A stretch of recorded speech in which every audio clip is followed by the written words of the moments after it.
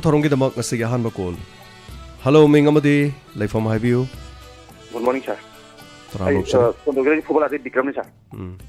Sir, ꯁꯥꯔꯗ ꯀꯩꯒꯨꯝꯕ ꯇꯤꯟꯅ ꯋꯥꯐꯝꯗ ꯊꯝꯖꯒꯦ ꯇꯧꯕ. ꯑꯩꯈꯣꯏꯒꯤ ꯁꯥꯔ ꯍꯧꯖꯤꯛꯁꯤ ꯁ꯭ꯀꯨꯜꯒꯤ ꯁꯦꯛꯁꯟ ꯍꯧꯕꯒꯤ ꯃꯇꯥꯡꯁꯤꯗꯀꯣ ꯁꯥꯔ. ꯑꯩꯈꯣꯏꯒꯤ ꯔꯦꯗꯤꯑꯣꯗꯗꯤ ꯑꯩꯈꯣꯏꯒꯤ ꯑꯦꯗꯚꯔꯇꯥꯏꯖꯃꯦꯟꯒꯨꯝꯕ ꯑꯗꯨꯝ ꯇꯧꯅꯩꯌꯦꯕꯀꯣ ꯁꯥꯔ. ꯑꯗꯨꯒ ꯏꯗꯨꯀꯦꯁꯟ ꯑꯦꯖꯀꯤ ꯉꯔꯥꯡ ꯑꯩꯈꯣꯏꯒꯤ ꯁꯨꯝ ꯇꯥꯖꯕꯗ ꯄꯥꯎꯗ ꯑꯩꯈꯣꯏ ꯍꯧꯖꯤꯛꯐꯥꯎ ꯀ꯭ꯂꯥꯁ ꯇꯧꯕ ꯌꯥꯒꯗ꯭ꯔꯥ ꯑꯩꯈꯣꯏ ꯍꯥꯏꯔꯤꯁꯦ ꯁꯥꯔ. ꯍꯟꯗꯛꯀꯤ ꯁꯦꯛꯁꯟꯁꯤ ꯄꯨꯔꯥ ꯑꯗꯨꯝ ꯃꯥꯡꯗꯣꯔꯤꯕ꯭ꯔꯥ ꯅꯠꯇ꯭ꯔꯒ ꯑꯣꯟꯂꯥꯏꯟꯒꯤ ꯁꯤꯁꯇꯦꯝꯗ ꯇꯧꯔꯛꯀꯗꯧꯕ꯭ꯔꯥ ꯁꯤꯃꯇꯪ ꯑꯩ ꯈꯪꯖꯅꯤꯡꯕ ꯍꯥꯏꯇꯥꯔꯦ ꯁꯥꯔ. ꯀ꯭ꯂꯥꯁꯁꯦ ꯀꯩꯒꯨꯝꯕ ꯇꯧꯔꯒꯗꯤ. ꯀ꯭ꯂꯥꯁ ꯇꯧꯕ ꯌꯥꯔꯣꯏꯅ ꯍꯥꯏꯕ ꯀꯅꯥꯅ ꯍꯥꯏꯒꯦ ꯉꯔꯥꯡ?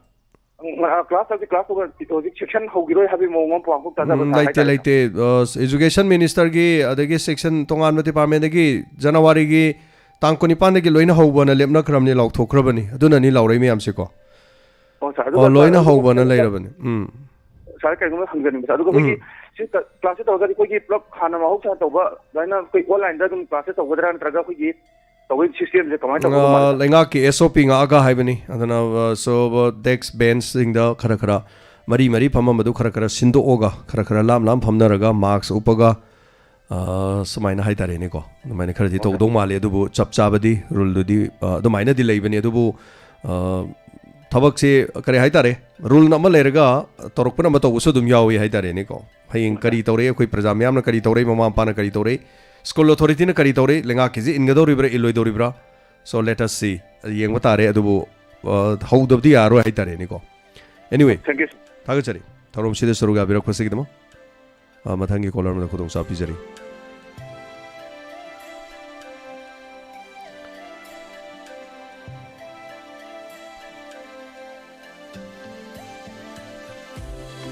ꯁꯤꯖꯤꯟꯅꯖꯕꯤꯌꯨ ꯑꯩꯈꯣꯏꯒꯤ ꯅꯝꯕꯔ 9077282001 ꯍꯥꯏꯔꯤꯕ ꯅꯝꯕꯔꯁꯤꯗ ꯀꯣꯜ ꯇꯧꯕꯤꯗꯨꯅ ꯑꯗꯣꯝꯒꯤ ꯊꯃꯣꯏꯒꯤ ꯄꯨꯛꯅꯤꯡꯒꯤ ꯋꯥꯔꯣꯜ ꯐꯣꯡꯗꯣꯛꯄꯤꯌꯨ. ꯍꯜꯂꯣ ꯃꯤꯡ ꯑꯃꯗꯤ ꯂꯩꯐꯝ ꯍꯥꯏꯕꯤꯌꯨ. ꯁꯥꯔ ꯑꯩ ꯑꯣꯏꯅꯥꯝ ꯕꯤꯔꯦꯖ ꯑꯣꯏꯅꯥꯝ ꯁꯑꯣꯝꯕꯨꯡꯗꯒꯤꯅꯦꯕ. ꯍꯥꯏꯕꯤꯌꯨ. ꯁꯥꯔ ꯑꯩꯈꯣꯏꯒꯤ ꯁꯥꯔ ꯍꯣꯏꯒꯤ ꯇꯥꯡ 4ꯒꯤꯗꯣ ꯑꯗꯩꯗ ꯑꯩꯈꯣꯏ ꯃꯌꯥꯝ ꯆꯠꯁꯦꯅ ꯍꯥꯏꯅꯩꯑꯕ. ꯑꯗꯨ ꯃꯣꯏꯅ ꯁꯥꯔꯗꯁꯨ ꯃꯇꯦꯡ ꯈꯤꯇꯪ ꯄꯥꯡꯖꯅꯤꯡꯉꯤ, ꯆꯠꯂꯨꯔꯁꯦꯅ ꯍꯥꯏꯌꯦꯕ. ꯑꯗꯣ ꯃꯣꯏꯅ ꯁꯨꯝ ꯑꯍꯩꯕ ꯑꯃ ꯁꯨꯝ ꯎꯠꯆꯒꯦ, ꯏꯁꯩ ꯁꯛꯆꯒꯦ ꯍꯥꯏꯕꯗ ꯁꯥꯔ ꯑꯌꯥꯕ ꯂꯩꯕꯤꯕ꯭ꯔꯥꯅ ꯁꯨꯝ ꯍꯪꯖꯔꯛꯄꯅꯤ. ꯑꯗꯨꯝ ꯃꯌꯥꯝꯒꯤ ꯑꯦꯟꯇꯔꯇꯦꯟ ꯇꯧꯅꯕꯅꯤ. ꯉꯟꯅ ꯂꯥꯛꯑꯒ ꯉꯟꯅ ꯃꯤꯛꯁ ꯆꯠꯂꯁꯤꯗꯤ ꯉꯟꯅ ꯑꯗꯨꯝ ꯁꯛꯑꯦ, ꯉꯟꯅ ꯑꯗꯨꯝ ꯌꯥꯎꯔꯦ ꯑꯗꯨꯝ ꯍꯥꯏꯇꯥꯔꯦꯅꯦꯀꯣ. ꯑꯗꯨꯝ ꯇꯧꯕꯤꯕ ꯌꯥꯏ, ꯂꯥꯛꯄꯤꯌꯨ. ꯑꯗꯨꯝ ꯃꯤ ꯌꯥꯝꯒꯅꯤ. ꯑꯗꯨꯅ ꯉꯟꯅ ꯂꯥꯛꯄꯤꯔꯒ ꯑꯥꯏꯇꯦꯝ ꯃꯤ ꯑꯃꯃꯝꯗ ꯃꯤꯅꯤꯠ 5 ꯑꯗꯨꯃꯥꯏꯅ ꯄꯤꯖꯒꯗꯧꯔꯤꯅꯤ. ꯑꯗꯣ ꯊꯧꯔꯝꯁꯤꯗ ꯌꯨꯝꯗ ꯅꯍꯥꯟ ꯃꯈꯩ ꯐꯣꯟ ꯀꯣꯜꯗ ꯏꯁꯩꯒ ꯁꯛꯈꯤꯕꯗꯨ ꯅꯨꯃꯤꯠꯁꯤꯗꯗꯤ ꯃ꯭ꯌꯨꯖꯤꯛꯀ ꯌꯥꯎꯔꯒ ꯍꯥꯏꯇꯥꯔꯦ. ꯁꯣ ꯃ꯭ꯌꯨꯖꯤꯛꯀ ꯌꯥꯎꯒꯅꯤ. ꯑꯗꯨꯒ ꯊꯧꯔꯝꯁꯤ YouTube ꯂꯥꯏꯚ ꯁ꯭ꯇ꯭ꯔꯤꯃꯤꯡꯗꯁꯨ ꯇꯧꯒꯅꯤ ꯍꯥꯏꯇꯥꯔꯦ. ꯁꯣ ꯍꯣꯏ ꯁꯥꯔ, ꯑꯗꯣ ꯈꯤꯇꯪ ꯉꯟꯅ ꯂꯥꯛꯆꯔꯒꯦ ꯁꯥꯔ. ꯑꯗꯣ ꯊꯥꯒꯠꯆꯔꯤ, ꯂꯥꯛꯄꯤꯌꯨ. ꯊꯥꯒꯠꯆꯔꯤ ꯊꯧꯔꯝꯁꯤ ꯁꯔꯨꯛ ꯌꯥꯕꯤꯕꯁꯤꯒꯤꯗꯃꯛ.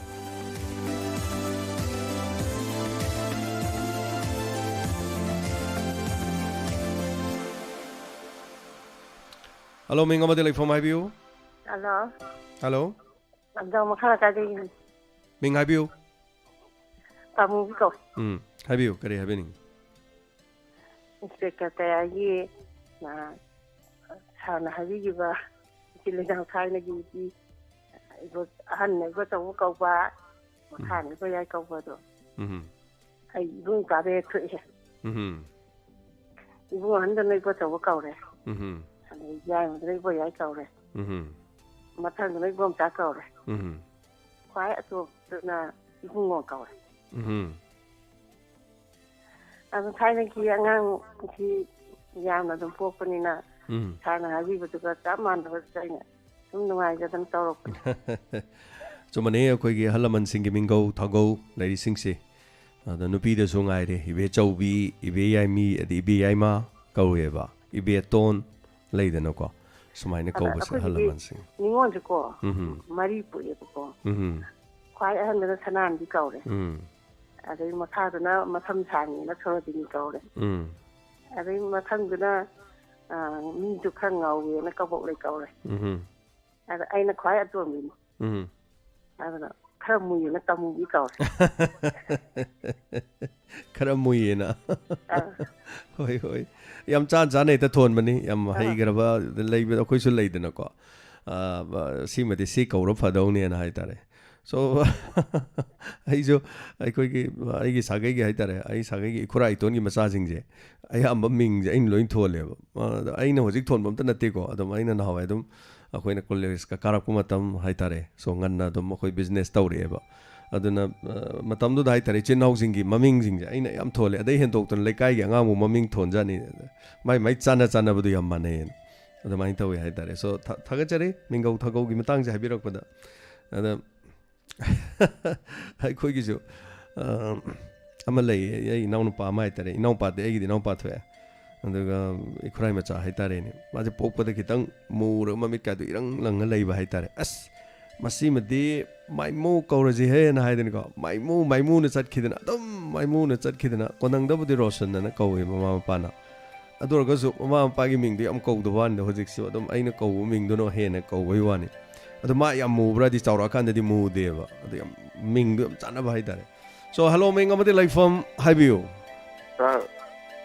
ꯂꯪꯃꯥꯏ ꯆꯠꯇꯒꯤ ꯅꯃꯥꯔꯄꯩ ꯃꯣꯟ ꯁꯥꯔ ꯍꯥꯏꯕꯤꯌꯨ ꯀꯔꯤ ꯍꯥꯏꯕꯤꯅꯤꯡꯉꯤ ꯁꯥꯔ ꯑꯕꯣ ꯅꯤꯡꯉꯣꯝꯕꯝꯒꯤ ꯅꯣꯕꯦꯜ ꯄꯥꯕꯗꯣ ꯑꯅꯧꯕ ꯂꯩꯇ꯭ꯔꯕ꯭ꯔꯣ ꯑꯅꯧꯕ ꯂꯩꯇ꯭ꯔꯦ ꯍꯧꯖꯤꯛꯀꯤꯗꯤ ꯑꯩꯈꯣꯏꯒ ꯑꯗꯣ ꯃꯥꯒꯤ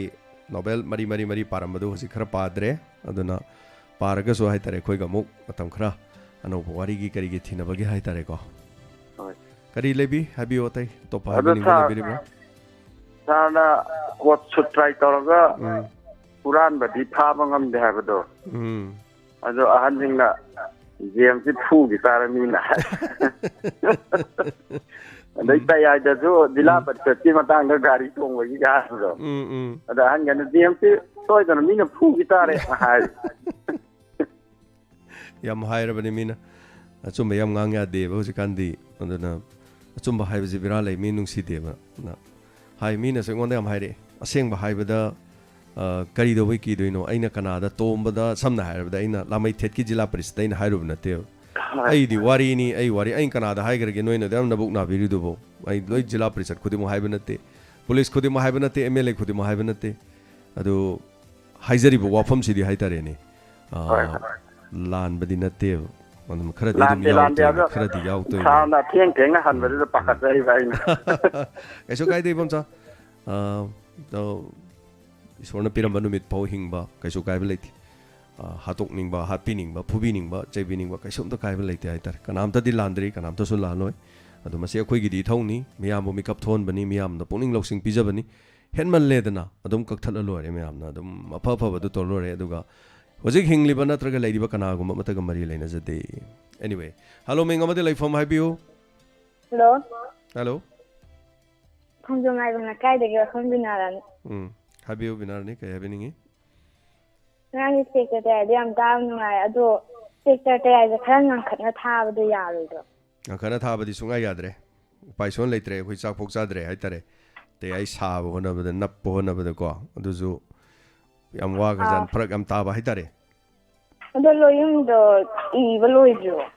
ꯂꯣꯏꯌꯨꯝꯕꯒꯤ ꯃꯇꯥꯡꯁꯤ ꯎꯄꯥꯏ ꯂꯩꯇ꯭ꯔꯤ ꯍꯧꯖꯤꯛꯐꯥꯎꯒꯤꯗꯤ ꯌꯥꯝ ꯀꯟꯅꯗꯤ ꯍꯥꯏꯔꯤ ꯑꯩꯈꯣꯏꯅꯀꯣ ꯔꯥꯏꯇꯔꯗꯨꯗ ꯃꯈꯣꯏ ꯌꯥꯝ ꯀꯟꯅ ꯍꯥꯏꯖꯔꯤ ꯃꯁꯤ ꯑꯃꯇꯪ ꯇꯧꯕꯤꯌꯨ ꯃꯌꯥꯝ ꯗꯤꯃꯥꯟ ꯂꯩꯔꯦꯅ ꯍꯥꯏꯗꯅ ꯑꯩꯈꯣꯏꯅ ꯍꯥꯏꯖꯕꯗꯤ ꯂꯩ ꯑꯗꯨꯕꯨ ꯍꯧꯖꯤꯛꯐꯥꯎꯒꯤꯗꯤ ꯊꯣꯏꯅ ꯀꯩꯅꯣ ꯂꯩꯇ꯭ꯔꯤ ꯁꯤꯅꯤ ꯍꯧꯖꯤꯛ ꯂꯩꯔꯤꯁꯤ ꯊꯥꯒꯠꯆꯔꯤ ꯌꯥꯔꯅꯤ ꯊꯧꯔꯝꯁꯨ ꯁꯔꯨꯛ ꯌꯥꯕꯤꯕꯁꯤꯒꯤꯗꯃꯛ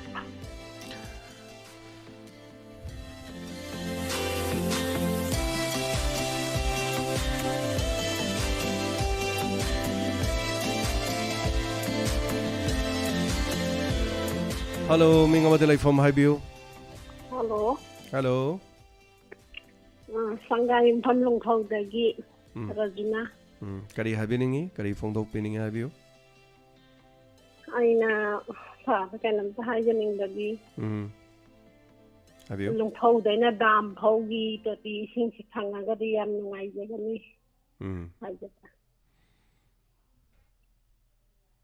Obirabro sina. Nungphaudagi karai phawbano hojik toti phanghan biningi se dam phaugi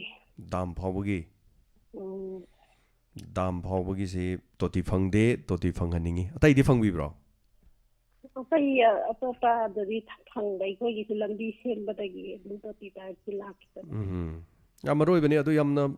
asengba yam nungaiba pawma haidaragadi Narendra Modi gi mai vision amkhak lei 2022 फाउबगी मनुंगदा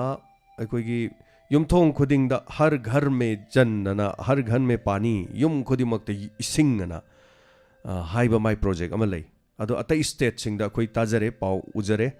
ꯌꯥꯝ ꯅꯨꯡꯉꯥꯏꯕ ꯄꯥꯎꯗ ꯑꯇꯣꯞꯄ ꯁ꯭ꯇꯦꯠꯁꯤꯡꯗ ꯍꯥꯏꯇꯥꯔꯦ ꯍꯥꯏꯔꯤꯕ ꯄ꯭ꯔꯣꯖꯦꯛꯁꯤ ꯐꯖꯅ ꯃꯥꯏ ꯄꯥꯛꯅ ꯄꯥꯡꯊꯣꯛꯄ ꯍꯧꯈ꯭ꯔꯦ ꯑꯗꯨꯒ ꯁꯅꯥ ꯂꯩꯄꯥꯛꯁꯤꯒꯤ ꯑꯣꯏꯅꯗꯤ ꯃꯅꯤꯄꯨꯔꯒꯤꯁꯨ ꯍꯥꯏꯔꯤꯕ ꯄ꯭ꯔꯣꯖꯦꯛꯁꯤꯒꯤ ꯃꯥꯒꯤ ꯀꯦꯟꯗ꯭ꯔꯒꯤ ꯃꯁꯤ ꯁꯦꯝ ꯁꯥꯅꯕ ꯍꯣꯠꯅꯕ ꯂꯩꯈ꯭ꯔꯦ ꯇꯉꯥꯏꯐꯗꯅ ꯁꯉꯥꯏ ꯌꯨꯝꯐꯝꯁꯤ ꯑꯩꯈꯣꯏꯒꯤ ꯀꯩꯅꯣꯒꯤ ꯈꯥꯡꯉꯕꯣꯛ AC ꯑꯣꯏꯔꯝꯃꯅꯤꯀꯣ ꯍꯣꯏ ꯍꯣꯏ ꯈꯥꯡꯉꯕꯣꯛ ACꯒꯤ ꯑꯗꯨ ꯑꯣꯏꯔꯗꯤ ꯀꯔꯥꯏꯗ ꯋꯥꯇꯔ ꯁꯄ꯭ꯂꯥꯏ ꯁ꯭ꯀꯤꯝ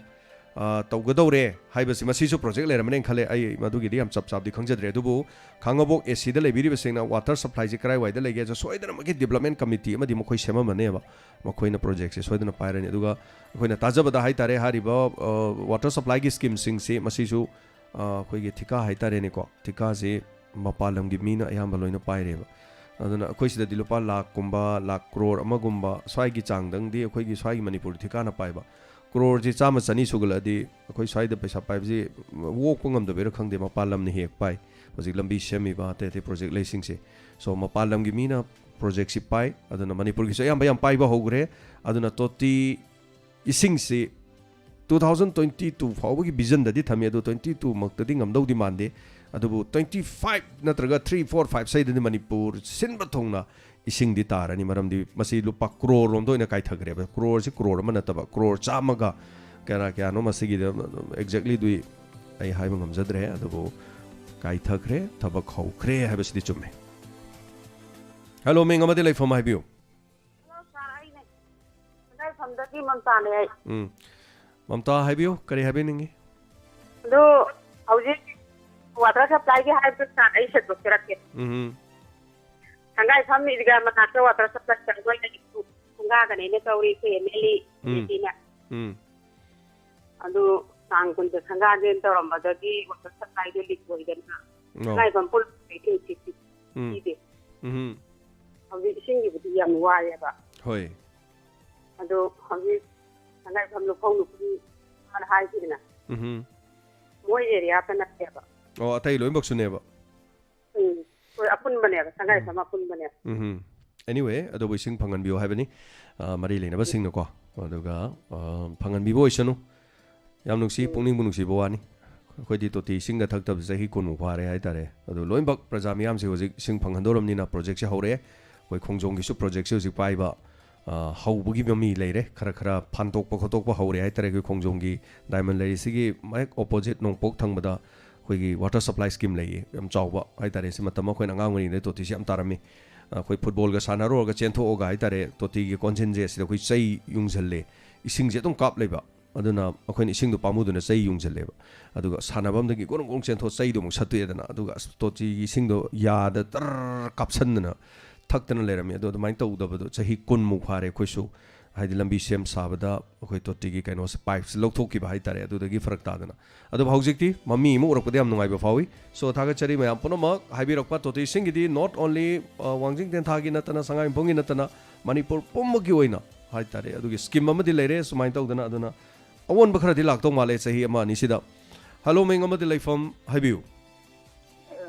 वांग केथलतगाइदि केल शामतोंदे हाइबिउ करे हाइबिनिंगी पुनिंग जुवा अमता हाजे कोइगे कक्सिंगदगी इम्फाल यौकांदा भाराजे लुपा 100 लवे अदगी थौबानदगी तोंगे लुपा 50 नत्रा 60 दुम लौरे मसिबु सुमाय सुम तौरो प्रजा मयाम मखोइजिबु उंगवाना नाइदो कराइदे करी वाकत पमजु खंगे न फोंदोक्तेगे तौनी अदुगा अमना स्पेक्टर तयाई लामदाइदा जंतरदो जंतर सांग फना सांग खोंगे याम थुने हे लोहेन नेगा स्पेक्टर तयादो दगेता होनिंग पामबा होय याम सांग दबनी खितंग मतेंग खतनी याम सान हानदि याम सांग धारमनी अदु तेना थाबनी अदु थौरोमा हौदोकपगी हाइतारे हौदोकपगी मतेंग खोंजबा जातुनी मयाम नुंगाइतरदि त लौथोकोदोरिमनी त करीम हाइदबि दगेता हौरो लोरे थागचरी नाइबदे हेक थहे होनिंगबा थागचरी याम नुंगाइजै भरागी मतंगसिदि होजि पावबि यंजनबिनब लैत्रि कनाना यंगतोइनो ट्रांसपोर्ट की कांगुनी यंगदोरिब्रा लैंगांगना यंगदोरिब्रा कनाना यंगदोइनो कनाना रेपतोइनो माना लौनिंग बा दुम लौरी दुम तौरी लौबुदि नियम सारम बि हेलो मिंगले मदि लैफम हाइबियो गुड आफ्टरनून सर रामोक्चरी हाइबियो अखोइ सर वाफम अमन दे थमजगे करी लमदगे तौबिरकपनो करी Ming तौबिबगे Sir, I kumpi Birban Thongram. Nam nungaijai thorom saruga pirokpa haibiu kari haibiningi. Sir, akhoi sa sal loibi isil nau jingina sa sal jingje nimita bu sa sinje loisanda bi sa sum thambajina lori da lakso laksin tawba gari lakso laksin tawba ayet apan yam oina sa accident gumba yam thokpa gi tha kaino je thon bi sa aduna yari kai di sa sal loibi isil nau jingna sa san jingje loisan bi raga di midang oiraga fajan bunjan do togi raga di sugum khara handa ga dar khandai sa yam summa wafam ne haibe wafam se hoi numidangi matamda thenga phawbada sa san da loksan bidadana dum leibuduna sorok ta lambi da leibuduna khudong thiningai macha koi bagi hai tare ni ko hoi sa aduga sa akhoi gi baraje mamang da su akhoi sinau mana haibi gire aduga baraje akhoi gi social distancing nga o haibi raga sa akhoi gi baraje double da bi lobi raga mi je pa hapsan ba sugum ba ju khara tawe sa adu si wakat pam ju khang di adu kamaina tawraga phagadabna sa sim tang ju khara khang sa da wakat ning ba Tagachari mayamgidi wakatpagidi dum yai ado fall dubudi aina haiba dongna tamnina adubu yam nungaijai odongi khonjel thongna hairakli bo wafam da chum wafam ni social distancing ngakpagi mi samna do mi tare tongdo du mi mari khak puru chapadi nate mi su full pui bara jo phajana lawi haibo wafam sini haibiri se ado so kanana yengsindoino masi kanana thobu oirige kanana masi yengbigani haibo wafam sini balaise so tagachari hana kumbidagi chino san pajan biu aduga athengma phaw san pajan dabana lami chatok chachina khudong thiali loinana bara sikana ni gingsin doino social distancing chungakte bara longning badum lawi haiba wafam sini laise adun mathangi kolar manam kari hare habi yumina si hello ming amade laifam haibiu hello ming amade laifam haibiu hello call si tat khre mathangi caller madamo khudong chaba mo pizari akhoi number 9077 282001 hello ming amade laifam haibiu taban ngam le de okai bung ne sa kari haibiningi pungning garo to pungtok tage tawne haibiu na ji puthora padi pai ke chen de yole masi samai te jansa kari taweba wa manaje rodrom dai jo pai jeri lambi dai jo pai ke chen de polang yonga masi ji pha de kamai te jan ama phong no porak padi yaba lot na yon badi yada bai tare da ji ka sa jan ding mu sa yang ngak pa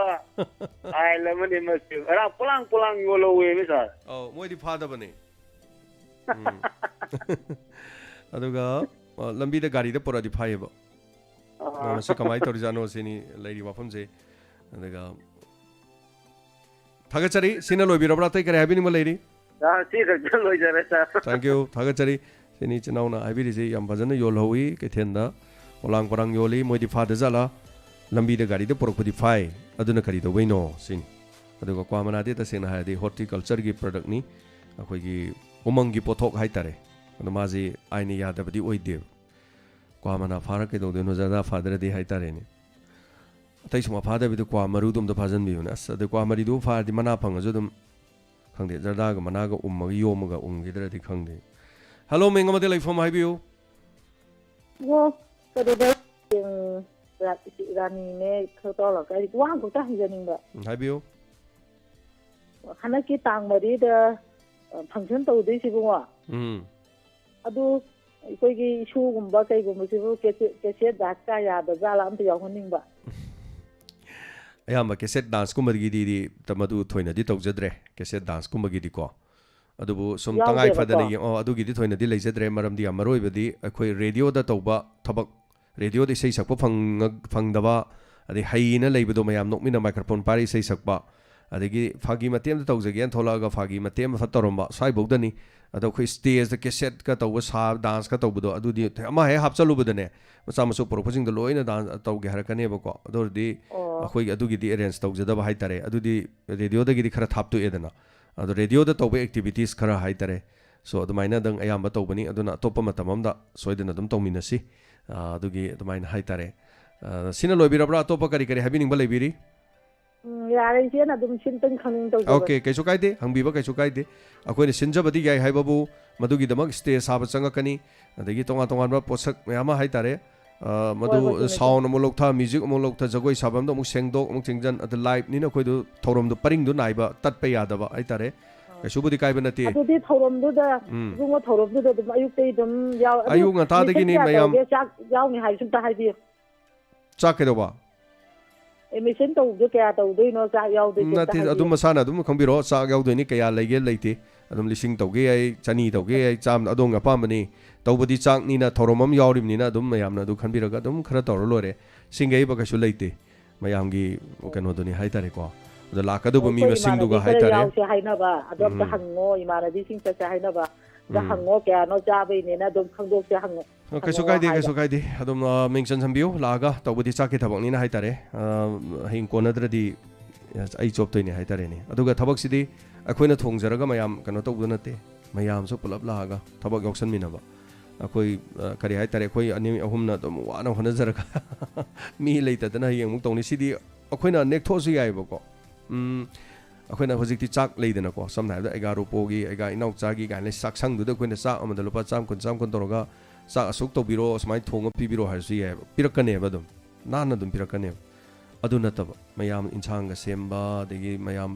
ꯅꯪꯅ ꯀꯗꯥꯏꯗꯩꯅꯣ ꯀꯔꯤꯅꯣꯒ ꯇꯧꯗꯅ ꯅꯨꯄꯤꯅ ꯅꯨꯄꯤꯒꯤ ꯅꯨꯄꯥꯅ ꯅꯨꯄꯥꯒꯤ ꯐꯝꯗꯅ even ꯑꯩꯈꯣꯏ ꯂꯥꯛꯏꯕ ꯃꯤꯁꯤꯡꯐꯥꯎ ꯌꯥꯎꯅ ꯊꯕꯛ ꯊꯧꯔꯝꯗꯨꯗ ꯄꯨꯟꯅ ꯇꯧꯃꯤꯟꯅꯕꯗꯨꯅꯦꯕ ꯀꯅꯥꯝꯇ VIP ꯂꯩꯇꯕ ꯑꯗꯨꯒ ꯃꯁꯤꯅꯤ ꯍꯥꯟꯅꯗꯒꯤ ꯇꯧꯔ ꯂꯥꯛꯏꯁꯤ ꯁꯣ ꯊꯥꯒꯠꯆꯔꯤ ꯍꯜꯂꯣ ꯃꯤꯡ ꯑꯃꯗ ꯂꯩꯐꯝ ꯍꯥꯏꯕꯤꯌꯨ ꯍꯜꯂꯣ ꯁꯥꯔ ꯑꯩ ꯁꯪꯒꯣꯝꯗꯩꯅꯦ ꯍꯥꯏꯕꯤꯌꯨ ꯀꯔꯤ ꯍꯥꯏꯕꯤꯅꯤꯡꯉꯤ ꯑꯩꯈꯣꯏꯒꯤ ꯄꯨꯛꯅꯤꯡꯗ ꯅꯨꯡꯉꯥꯏꯕ ꯄꯥꯎ ꯑꯃꯈꯛꯇ ꯍꯥꯏꯖꯒꯦꯅ ꯇꯧꯕꯅꯤ ꯍꯥꯏꯕꯤꯌꯨ ꯍꯥꯏꯕꯤꯌꯨ ꯑꯩꯈꯣꯏꯒꯤ ꯃꯇꯝ ꯀꯣꯏꯂꯥ ꯊꯥꯕꯤꯔꯨꯗ꯭ꯔꯕ ꯃꯅꯨꯡ ꯂꯝꯕꯤꯁꯦ ꯀꯣꯏꯂꯥ ꯊꯥꯕ ꯍꯧꯔꯦ ꯉꯁꯤꯗꯒꯤ ꯑꯗꯒꯤ ꯑꯩꯅ ꯌꯥꯝ ꯅꯨꯡꯉꯥꯏꯖꯕ ꯑꯃꯅ ꯁꯥꯔ ꯑꯩꯈꯣꯏꯒꯤ ꯀ꯭ꯂꯥꯁ ꯁꯨꯅ ꯍꯥꯏꯐꯦꯠ ꯍꯥꯏꯒꯨꯝ ꯇꯧꯋꯦ ꯑꯩꯈꯣꯏ ꯑꯩꯗꯤ KK ꯚꯤꯂꯦꯖ ꯍꯦꯛ ꯅꯥꯀꯟꯗꯅꯦ ꯂꯩꯔꯤꯕ ꯁꯣꯔꯣꯛꯀꯤ ꯃꯇꯥꯏꯗꯁꯨ ꯂꯩꯖꯕ ꯑꯉꯥꯡꯁꯤꯡꯁꯤꯅ ꯀ꯭ꯂꯥꯁ ꯍꯧꯔꯀꯥꯟꯗ ꯂꯥꯛꯑꯒ ꯁꯣꯔꯣꯛꯁꯨ ꯀꯔꯝꯍꯥꯏꯅ ꯅꯣꯡꯁꯤꯡ ꯆꯨꯔꯒꯗꯤ ꯃꯣꯏꯒꯤ ꯌꯨꯅꯤꯐꯣꯔꯝꯁꯤ ꯁꯦꯠꯂꯒ ꯂꯥꯛꯑ ꯁꯥꯏꯀꯜ 3-4 ꯇꯝꯕ ꯍꯦꯛꯇ ꯀ꯭ꯂꯥꯁ ꯌꯥꯎꯕ ꯁꯥꯏꯀꯜꯁꯦ ꯐꯠꯇ꯭ꯔꯕꯅꯤ ꯌꯨꯅꯤꯐꯣꯔꯝ ꯀꯥꯁꯦ ꯇꯨꯁꯜꯂꯒ ꯄꯨꯡꯇꯩ ꯀ꯭ꯂꯥꯁ ꯌꯥꯎꯒꯪꯕ ꯃꯥꯁꯦ ꯑꯩ ꯌꯥꯝ ꯅꯨꯡꯉꯥꯏꯖꯗꯕ ꯍꯧꯖꯤꯛꯇꯤ ꯀꯣꯏꯂꯥꯁꯦ ꯊꯥꯔꯕꯅꯤꯅ ꯑꯗꯒꯤ ꯀ꯭ꯂꯥꯁ ꯀꯣꯏꯂꯥ ꯊꯥꯕ ꯃꯇꯥꯡ ꯆꯥꯅ ꯁꯤꯡꯁꯤꯁꯨ ꯁꯥꯏꯀꯜ ꯅꯨꯡꯉꯥꯏꯅ ꯊꯧꯖꯔꯅꯤ ꯈꯜꯂꯨꯕꯗ ꯌꯥꯝ ꯅꯨꯡꯉꯥꯏꯖꯩ ꯋꯥꯈꯜꯁꯦ ꯌꯥꯝ ꯅꯨꯡꯉꯥꯏꯖꯩ ꯀꯣꯏꯂꯥ ꯊꯥꯕꯒꯤ ꯅꯨꯡꯉꯥꯏꯕꯁꯤꯗꯤꯀꯣ ꯑꯗꯒꯤꯗꯤ ꯗꯨꯀꯥꯟ ꯃꯆꯥ ꯑꯃ ꯇꯧꯒꯦ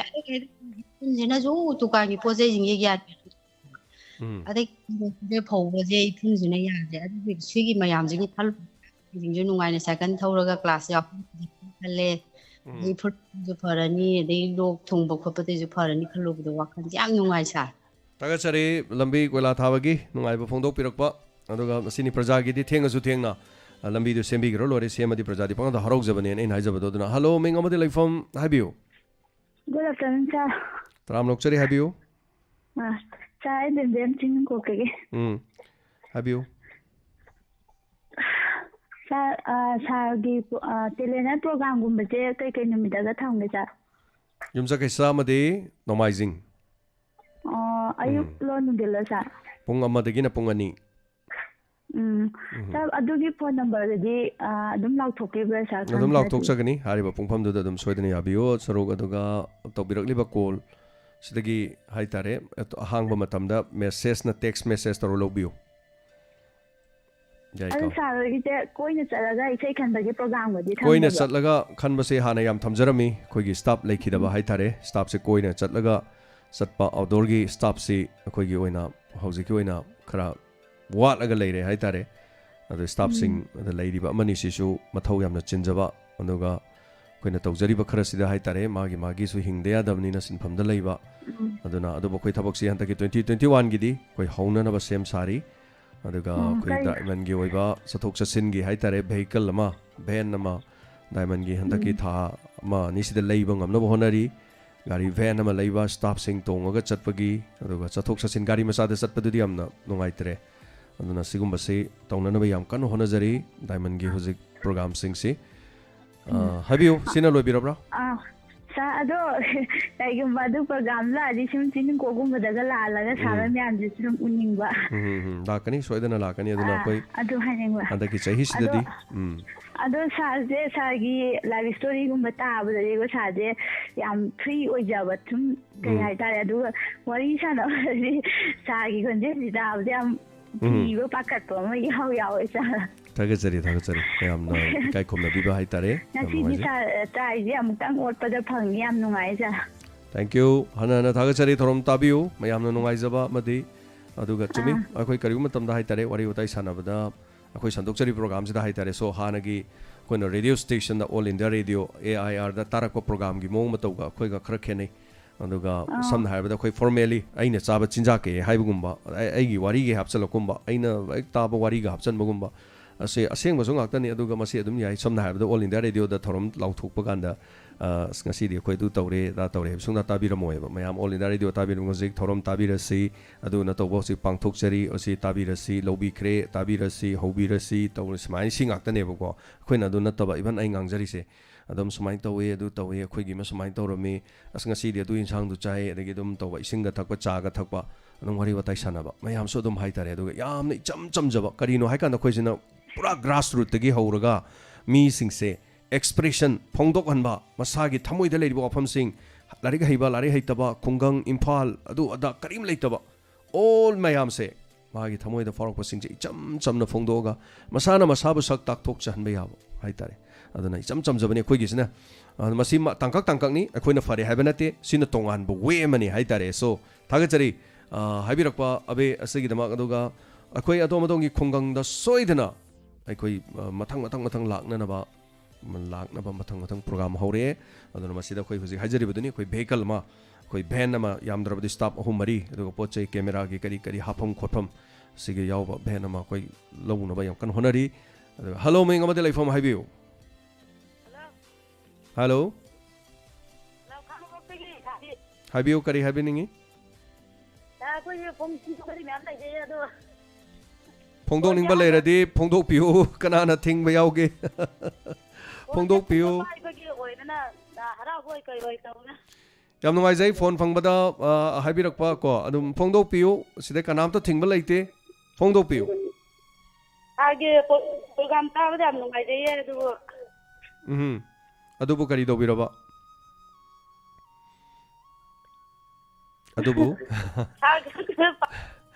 ꯑꯗꯨꯕꯨ ꯍꯥꯏꯕꯗ ꯁꯨꯝ ꯍꯥꯏꯒꯦ ꯈꯜꯂꯒ ꯍꯥꯏꯕ ꯉꯝꯗꯕ ꯌꯥꯎꯔꯕ꯭ꯔꯣ? ꯀꯔꯤ ꯊꯧꯔꯝꯅ ꯏꯅꯨꯡ ꯅꯨꯡꯉꯥꯏꯒꯦ ꯍꯧꯖꯤꯛꯁꯤꯕꯨ ꯇꯥꯕꯤꯕꯗ? ꯌꯥꯝ ꯅꯨꯡꯉꯥꯏꯖꯩ ꯃꯌꯥꯝꯒꯤꯗꯃꯛꯇꯅꯤ ꯍꯣꯠꯅꯖꯔꯤꯕꯀꯣ. ꯇꯥꯕꯤꯌꯨ ꯅꯨꯡꯉꯥꯏꯕꯤꯌꯨ. ꯑꯗꯨꯗꯤ ꯋꯥꯐꯝꯁꯤꯅ ꯂꯣꯏꯕꯤꯔꯕ꯭ꯔꯥ? ꯑꯇꯣꯞꯄ ꯀꯔꯤ ꯍꯥꯏꯕꯤꯅꯤꯡꯕ ꯂꯩꯕꯤꯔꯤ? ꯊꯥꯒꯠꯆꯔꯤ.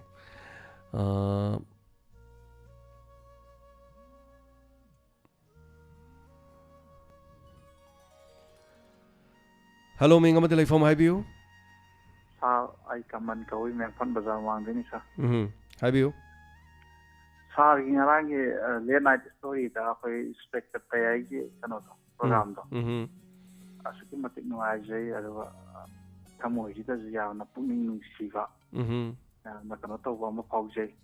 ꯑꯗ ꯂꯥꯁꯇ ꯁꯥꯔꯅ ꯅꯣꯛꯄꯤꯅꯕꯅ ꯇꯧꯕꯗꯣ ꯅꯣꯛꯅꯕ ꯇꯧꯕꯗꯣ ꯁꯥꯔ ꯑꯗꯨꯕꯨ ꯋꯥꯈꯜꯁꯤꯗ ꯍꯥꯟꯅꯒꯤ ꯄꯣꯠ ꯃꯃꯥꯡꯗ ꯇꯧꯈꯤꯕ ꯄꯣꯠꯇꯨꯒꯤ ꯈꯜꯂꯨꯔꯒ ꯅꯣꯛꯅꯤꯡꯕꯗꯤ ꯈꯤꯇꯪ ꯑꯗꯨꯝꯗꯤ ꯋꯥꯠꯂꯦ. ꯁꯥꯔꯒꯤꯗꯣ ꯐꯖꯗꯦ ꯍꯥꯏꯕ ꯅꯠꯇꯕ ꯍꯥꯟꯅꯒꯤ ꯃꯃꯥꯡꯒꯤ ꯀꯩꯅꯣ ꯇꯧꯈꯤꯕꯗꯣ ꯆꯤꯡꯁꯤꯟꯈꯤꯕꯗꯣ ꯑꯗꯨꯅ ꯑꯗꯨꯃꯥꯏꯅ ꯇꯧꯋꯤ. ꯑꯗꯨꯒ ꯁꯥꯔ ꯍꯣꯏ ꯑꯅꯥ ꯑꯌꯦꯛ ꯌꯥꯎꯗꯅ ꯇꯦꯛꯇ ꯀꯥꯏꯗꯅ ꯑꯩꯈꯣꯏ ꯗꯥꯏꯃꯟ ꯔꯦꯗꯤꯑꯣ ꯁ꯭ꯇꯥꯐꯁꯤꯡꯕꯨꯁꯨ ꯑꯅꯥ ꯑꯌꯦꯛ ꯌꯥꯎꯗꯅ ꯇꯦꯛꯇ ꯀꯥꯏꯗꯅ ꯏꯁꯣꯔꯒꯤ ꯃꯐꯝꯗ ꯂꯩꯍꯟꯕꯤꯌꯨꯅ ꯍꯥꯏꯖꯔꯒ ꯁꯥꯔ ꯁꯤ ꯈꯤꯇꯪ ꯍꯥꯏꯖꯒꯦ ꯇꯧꯕꯅꯤ. ꯁꯤ ꯍꯥꯏꯔ ꯂꯣꯏꯁꯤꯟꯖꯒꯦ ꯁꯥꯔ. ꯊꯥꯒꯠꯆꯔꯤ ꯀꯃꯜ ꯍꯥꯏꯕꯤꯔꯤꯕꯁꯤꯒꯤꯗꯃꯛ. ꯑꯗꯨꯒ ꯏꯟꯁꯄꯦꯛꯇꯔ ꯇꯌꯥꯏꯒꯤ ꯍꯥꯏꯇꯥꯔꯦ ꯂꯣꯏꯁꯤꯜꯂꯛꯄꯗ ꯉꯁꯥꯏꯒꯤ ꯀꯞꯄꯨꯔꯕꯅꯤꯅ ꯈꯤꯇꯪ ꯅꯣꯛꯄ ꯖꯒꯥ ꯑꯃ ꯌꯥꯎꯅꯕ ꯍꯣꯠꯅꯕꯗ ꯃꯗꯨꯗꯤ ꯉꯔꯥꯡ ꯕꯣꯜ ꯁꯥꯟꯅꯕꯒꯤ ꯐꯣꯇꯣ ꯌꯥꯎꯔꯦ. ꯏꯕꯥꯏꯒ ꯑꯩꯒꯅꯤꯅꯦ ꯁꯤ ꯐꯝꯃꯤꯁꯤꯗꯤ. ꯁꯤ ꯅꯥꯀꯟꯗ ꯐꯝꯃꯤꯁꯦ ꯀꯅꯥꯅꯣ ꯁꯤꯅ ꯁꯤꯗꯤ ꯅꯪꯗꯤ ꯀꯗꯥꯏ ꯆꯠꯈ꯭ꯔꯕ ꯁꯤꯗꯤ ꯌꯣꯡ ꯑꯃ ꯐꯝꯃꯤꯅꯦ ꯀꯥꯏꯅ ꯇꯧꯕꯅꯤꯗ. ꯑꯗꯨ ꯃꯌꯥꯝ ꯌꯥꯝ ꯅꯣꯛꯄꯤꯈꯤ. ꯑꯗꯨꯒ ꯊꯧꯔꯝ ꯂꯣꯏꯔꯛꯄꯗ ꯍꯥꯏꯇꯥꯔꯦ ꯃꯦꯁꯦꯖ ꯃꯌꯥꯝꯁꯦ ꯐꯣꯟꯁꯦ ꯃꯦꯁꯦꯖ 300 ꯍꯦꯟꯅ ꯂꯩꯔꯝꯃꯤ.